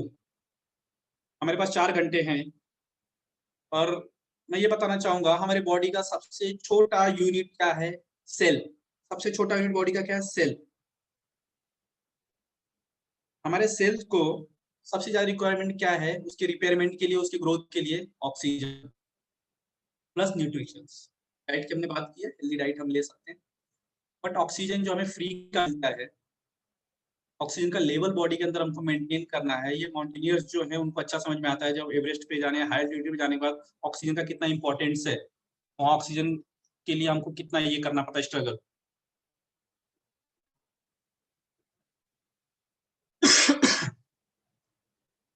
तो अगर हमारे बॉडी को प्रॉपर ऑक्सीजन नहीं मिलता है, हमारे सेल्स जो हैं वो डैमेज रहते हैं, रिपेयर नहीं हो पाते हैं। और हमारे बॉडी के सेल को रिपेयर करने के लिए मोर ऑक्सीजन की जरूरत है। वो ऑक्सीजन कहाँ मिलेगा हमें? घर के अंदर, 4 दीवारी के अंदर ऑक्सीजन ऑलरेडी कम है, तो उसके लिए हमें बाहर जाना पड़ेगा, आउटडोर जाना पड़ेगा।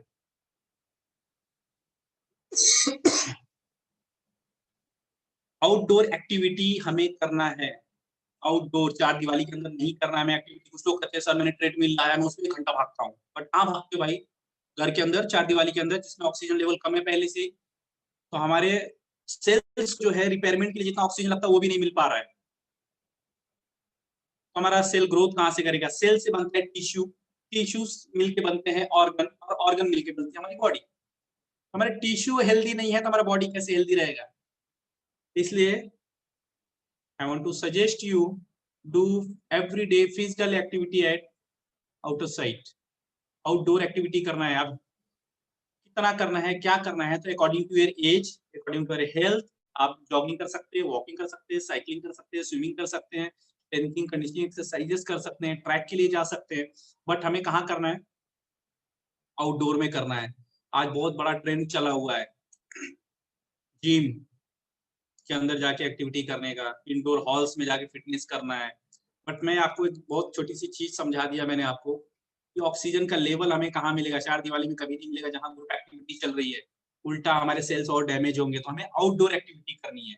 कभी भी आप प्रेफर करिए आउटडोर एक्टिविटी के लिए।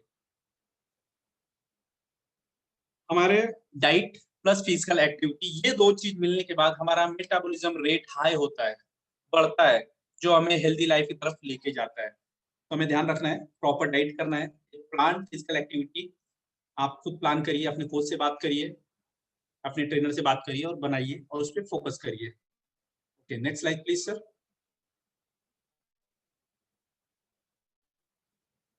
रोल मॉडल की बात करेंगे जो हमारे लोकल से हैं, सोसाइटी हैं। मैं छोटे बच्चों से स्टार्ट करना चाहूंगा। मेरे सामने 2 ऐसे छोटे बच्चे थे, माधवी बेलकर एंड वेदु खैरनार वैदेही, जो को संभालते हुए, अपनी पढ़ाई को संभालते हुए उन्होंने बैलेंस किया। और 2018 में इंडिया का हाईएस्ट माउंटेन स्नो कांगरी 2018 में सबमिट किया उन्होंने। कैसे किया? Proper training, dedication and balance diet. मैं उन लोगों के लिए बोलना चाहूंगा जो प्राइवेट सेक्टर में काम करते हैं, कंपनीज में काम करते हैं, टाइम नहीं मिलता, बहुत प्रॉब्लम है। तो हमारे पास एक ऐसे एथलीट हैं काका साहेब पाटिल, जो बजाज कंपनी में काम करते हैं, जिन्होंने बहुत सारे नेशनल्स खेले हैं, इंटरनेशनल 3 खेला है, उसमें से 2 उसमें मेडल है उन्हें। उनका इवेंट है 100 एंड 200 मीटर। प्रोफेशनल लाइफ और अपना पैशन, इनको कैसे उन्होंने मेंटेन रखा, इनसे सीखने जैसा है। कंपनी में काम करने के बावजूद आज भी ये खेलते हैं। और इनकी एज में आपको बताना चाहूंगा 53 इयर्स ओल्ड, 53 इयर्स। मैं उन लोगों के लिए बताना चाहूंगा कि थोड़ी कोई बीमारी है, लोग कहते हैं मुझे ये प्रॉब्लम, ये डिसीजन मैं नहीं कर सकता हूँ। तो हमारे पास हमारे सीनियर हैं जगदीश खैरनार सर, हार्ट की बाईपास सर्जरी उन्होंने कराने के 1 साल बाद वर्ल्ड का हाईएस्ट माउंटेन माउंट एवरेस्ट के बेस कैंप सबमिट किया उन्होंने। Practice, proper diet, dedication.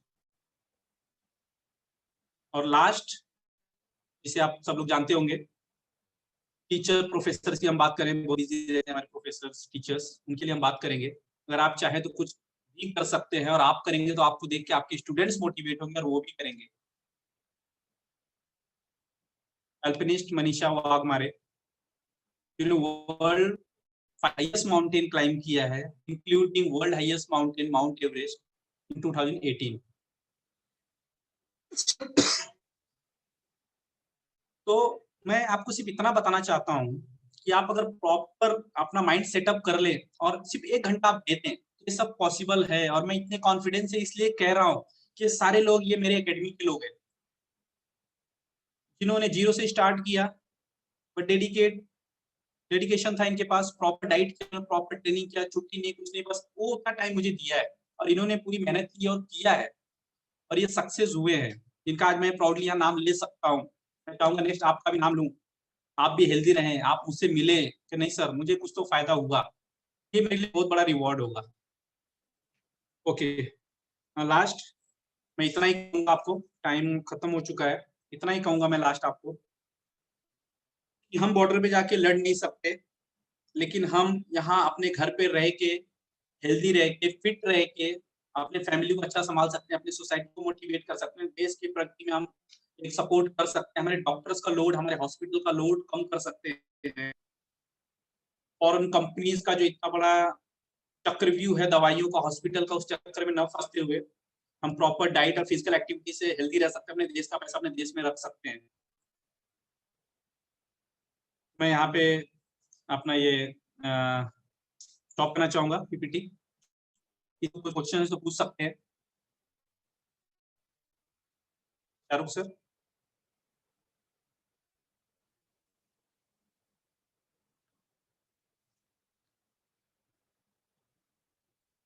Shahrukh sir.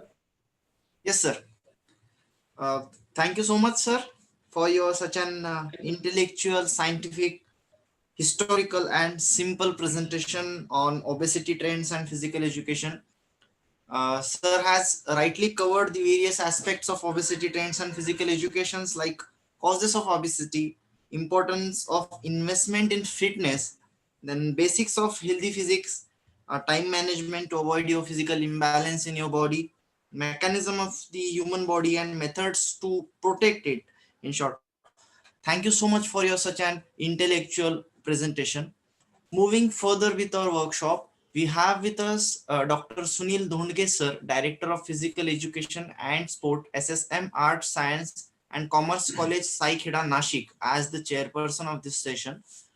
Sir has 11 years of teaching and coaching experience in sports. He has been coach of Maharashtra rowing team, and sir has won silver medal in all India Inter-University in rowing, and also participated in various national tournaments. So we are very grateful to have you here with us, sir. I request you to kindly interact with our participants. Okay. Can I audible, sir? Yes, sir, you are audible. Okay, thank you. Manikchand Pahade Law College and IVP Mahila Kala Mahavidyalaya Aurangabad. Such a very nice workshop, organized a national workshop. मैं college के आदरणीय principal doctor Purohit ma'am and doctor Rao sir and coordinator Manisha ji, mountaineer Manisha ji and Deshmukh sir. ये workshop का subject तो बहुत ही अच्छा है, जो हमारा सेंट्रल गवर्नमेंट एक अच्छा स्कीम चला रही है, जो fit India movement, fitness movement. Fitness के लिए हमारे स्पोर्ट्स मिनिस्टर किरेन जी रिजिजू बहुत ही अच्छा एक स्कीम चला रहे हैं, और वैसा ही हमारा स्टेट गवर्नमेंट आल्सो ऑर्गेनाइज एक स्कीम लाइक माझी कुटुंब माझी जवाबदारी। ये पूरी दुनिया 9 महीने से एक महामारी से जूझ रही है, और उसी से बाहर निकलने के लिए ये कॉलेज ने बहुत ही अच्छा सब्जेक्ट, जो सभी के लिए, सोसाइटी के लिए यूज में आएगा, ऐसा सब्जेक्ट लिया है।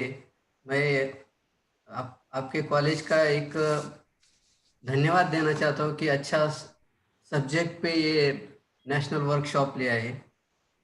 और एक ये भी आपके प्रिंसिपल ने ये भी बताया कि शिखर कन्या माउंटेनियरिंग क्लब आपके कॉलेज ने शुरू किया है। बहुत ही अच्छी स्कीम है, जो ओपन नेचुरल एरिया में जाके बच्चों को सर ने बताया कि अच्छी तरह से ऑक्सीजन मिलता है। तो अच्छा, ये क्लब शुरू करके बहुत ही अच्छा एक समाज को या सोसाइटी को एक स्कीम या कुछ बताने के लिए अच्छा किया है।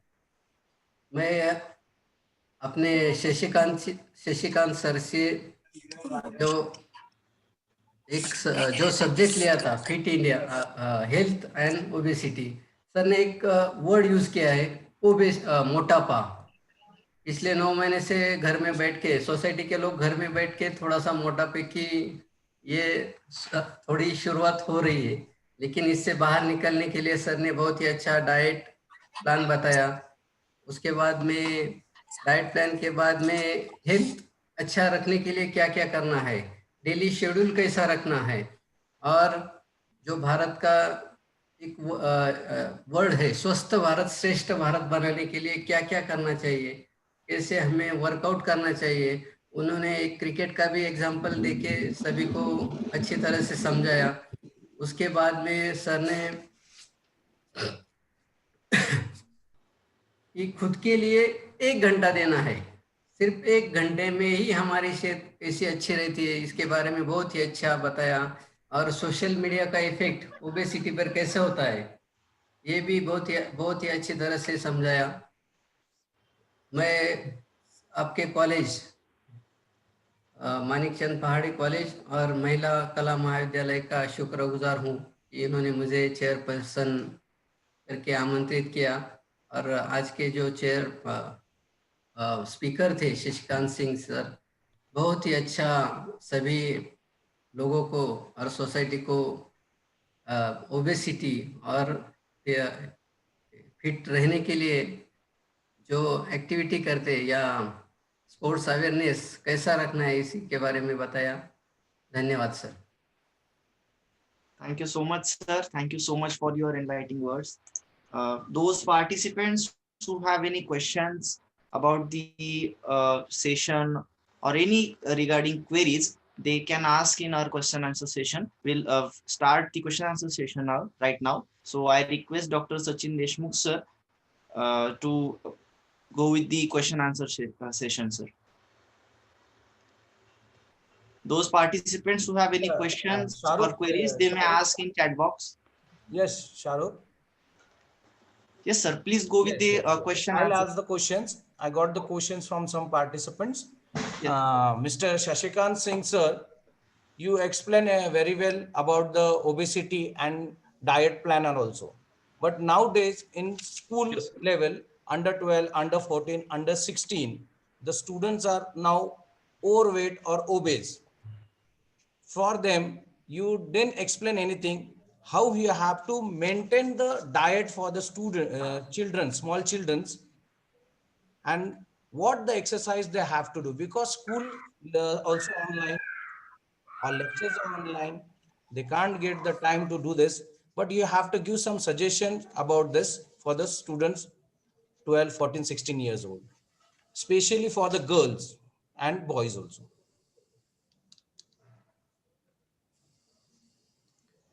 Thank you sir. एक्चुअली बहुत ही अच्छा है ये। हम श्रेष्ठ भारत की बात कर रहे हैं, हम यहाँ पे स्वस्थ भारत की बात कर रहे हैं, खेलो इंडिया मुहिम चला रहे हैं, फ्यूचर की बात कर रहे हैं, लेकिन फ्यूचर हमारा तभी स्ट्रांग होगा जब हमारे बच्चे स्ट्रांग होंगे। मेरा जो ऑब्जर्वेशन है, right now I am doing PhD, I have the same topic, छोटा सा टॉपिक, और इस पे ही इसलिए लिया, इसलिए वर्क कर रहा हूँ मैं, क्योंकि मैं बेस पे काम करना चाहता हूँ। और मैं देख रहा हूँ, मैं वर्क भी कर रहा हूँ बच्चों के साथ में, देख रहा हूँ, मैंने ये ऑब्जर्व किया है, ग्रेड 1 में फर्स्ट क्लास में जो बच्चा हमारे पास पढ़ने आता है, अगर हमारे पास 100 आए हैं बच्चे, उसमें से 20 स्टूडेंट्स, 20 बच्चे चश्मा लगा के आते हैं, 20 बच्चे जिनकी एज होती है 5 साल, ग्रेड 1 में। बच्चा 5th तक जाते जाते 100 में से at least 40 to 45 students opticals use करना स्टार्ट कर देते हैं। 10 तक जाते हैं ऑलमोस्ट 80% बच्चे ऑप्टिकल्स यूज करते हैं। और सबसे बड़ी चीज जो सबसे बुरी लगती है, हार्ट को टच करती है, जैसे मैंने बताया 16 साल की उम्र में हमारे शिवाजी महाराज ने पहला गढ़ किला हासिल किया, जीता, फतेह किया। हमारे बच्चे 20 मिनट, सॉरी टू से 20 मिनट असेंबली में नहीं खड़े हो सकते हैं अपने पैरों पे। चक्कर आके असेंबली में 3-4 केस 100% है ऐसा कि 3-4 बच्चे गिर जाते हैं। Why? क्या उनके पेरेंट्स उन्हें फूड नहीं दे रहे हैं? एक्टिविटी हम किसको ब्लेम करें यहाँ पे? कम से कम डेली 4 से 5 बच्चे असेंबली में गिरता है। इसका रीजन क्या है? सबसे बड़ा रीजन है lack of physical activity and imbalanced diet. Proper diet नहीं लेते हैं। हमारे पास सब कुछ अवेलेबल है, इन जैसे मैंने बताया कब खाना है, क्या खाना है, तो हम कभी भी कुछ भी जो मिला सामने कि हमको बस खाना है, तो गए chips, Kurkure, pasta, burger, pizza. अब डोमिनोज के सामने देख लो, कम से कम 20 लोग खड़े आपको दिखेंगे। और वहीं कहीं स्प्राउट्स कोई बेच रहा है तो वहां उसके दुकान के सामने 1-2 लोग दिखेंगे, बाकी कोई नहीं दिखेगा। Shashi sir, sorry to interrupt you. We Yes, want the remedy for the how to maintain the students' diet and fitness. You have to give the suggestion what they have to do the exercise easily at home. Sir yes, मैं उसी पे आ रहा हूँ sir, उसी पे आ रहा हूँ। मैं पहले डाइट की बात कर लेता हूँ। नेचर से मिला हुआ नेचुरल तरीके से खाना है, मैक्सिमम फ्रूट्स यूज करने हैं, वो खाना है। बच्चों के डब्बे में चिप्स कुरकुरे नहीं भेजना है। मॉर्निंग में बच्चों को नाश्ता करा के भेजना है, पहली चीज हो गई। दूसरी चीज मैं फिजिकल पे अगर बात करूं तो स्कूल्स में कंपलसरी बच्चों को, जैसे अभी सीबीएसई के नॉर्म्स भी आए हैं, डेली फिजिकल एक्टिविटी कंपलसरी होना चाहिए, at least 30 minute time table adjust करना, उनको फिजिकल एक्टिविटी देना है। हमारे यहाँ पहले स्वतः चली आती मॉर्निंग असेंबलीज की। असेंबली में एटलीस्ट जो हमारे स्पोर्ट टीचर उसको 15 मिनट्स मिलना चाहिए, 15 मिनट्स मिलना ही चाहिए, जो सारे बच्चों का एक साथ, वो कभी एरोबिक्स ले ले, कभी योगा कराए, कभी प्राणायाम करा ले, कभी जुम्बा करा ले, बेसिक वार्म अप एक्सरसाइज करा ले, जिससे बॉडी का फ्लो प्रॉपर हो जाएगा, ब्रेन से लेके टॉप टू बॉटम तक ब्लड का फ्लो हो जाएगा, बच्चे को इंटरेस्ट क्रिएट होगा, हेल्थ से रिलेटेड, फिजिकल एक्टिविटी से रिलेटेड सेमिनार्स हो, स्कूल में गेस्ट को बुलाया जाए, बच्चों को अवेयर किया जाए, पेरेंट्स को बुलाया जाए, पेरेंट्स के साथ डिस्कस हो, उन्हें अवेयर किया जाए, तो हम आगे स्वस्थ भारत श्रेष्ठ भारत की तरफ बढ़ सकते हैं। Yes, sir. Thank you, sir. Sir, Sunil sir. Yes, sir. Yes, sir. One question for you. Last so many years you're working in senior college. Yes. And you're coaching the national team also. I just want to ask some questions for you. One question is there: how to maintain the physical fitness when the professional life is start or student in college? So you can give some suggestion or your idea to the participants, please. Okay, sir. जब से बच्चे school में से आगे जाके college में पढ़ने के लिए आते हैं, तो हमारे यहाँ पे थोड़ा रूरल एरिया है सर, तो रूरल एरिया में तो फिटनेस थोड़ा बहुत अच्छा रहता है, लेकिन सिटी में ये बहुत सी प्रॉब्लम आती है। तो प्रोफेशन में जाने के लिए हमें बच्चों से जो शुरुआत है वो ही अच्छी करनी चाहिए, जिसमें से बैलेंस डाइट सबसे इम्पोर्टेंट है, और जो बेसिक एक्टिविटी है फिजिकल एक्टिविटी वो भी उनसे करवानी है, और इसी में से धीरे धीरे वो अपने आप डेवलप करके वो एज कैटेगरी जैसी भी बढ़ती है तो वो अपना परफॉर्मेंस अच्छा दिखाने लगते हैं। और थोड़ा सोशल मीडिया का भी थोड़ा इफेक्ट रहता है, लेकिन उसका अच्छा यूज किया तो भी उससे ही हम आगे बढ़ने के लिए, स्पोर्ट्समैन के लिए या प्लेयर के लिए उसका यूज करके थोड़ा अलग अलग एक्टिविटी कैसे करते हैं उसका भी उनको दिखा के थोड़ा प्रोफेशनल बना सकते हैं।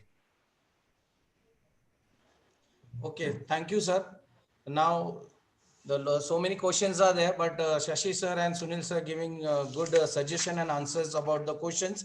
Now, over to Shahrukh. Please proceed for the vote of thanks. And Thank you, sir. Thank you so much.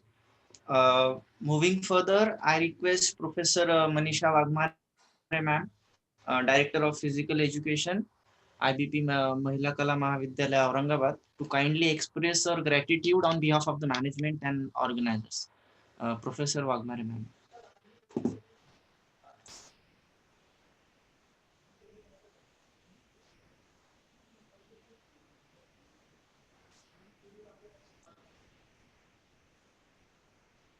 Ma'am, please unmute yourself.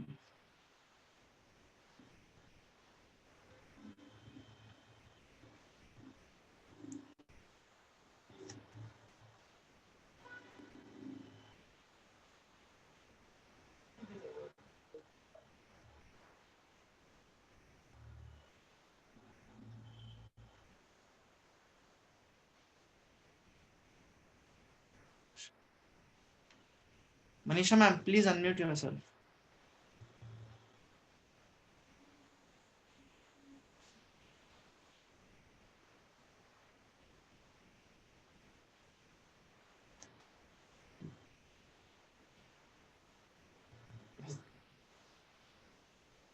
Thank you.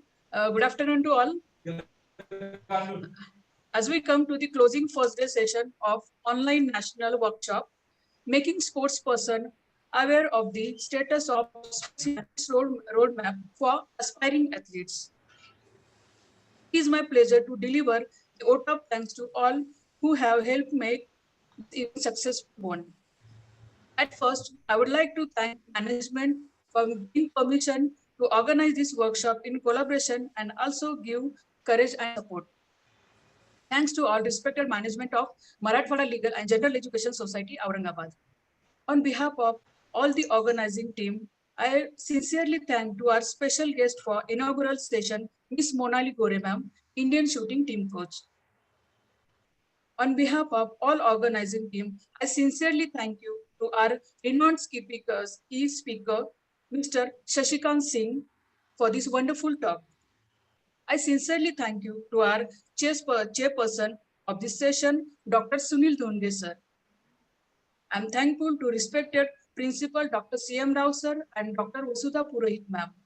I also thank to technical support, Mr. Shubham Jaiswal. I also thank you to teaching team and our sincere thanks to all participant delegates who are present on Zoom meeting and YouTube for this workshop to make it success. I also thank you to our anchor, our student, Mr. Shahrukh Ahmed Shah, for this wonderful anchoring of the program. To conclude the vote of thanks, let me once again thank you and all the help us in direct and indirect way to make this event great success. Thank you. Over to you, Shahrukh. Thank you, ma'am.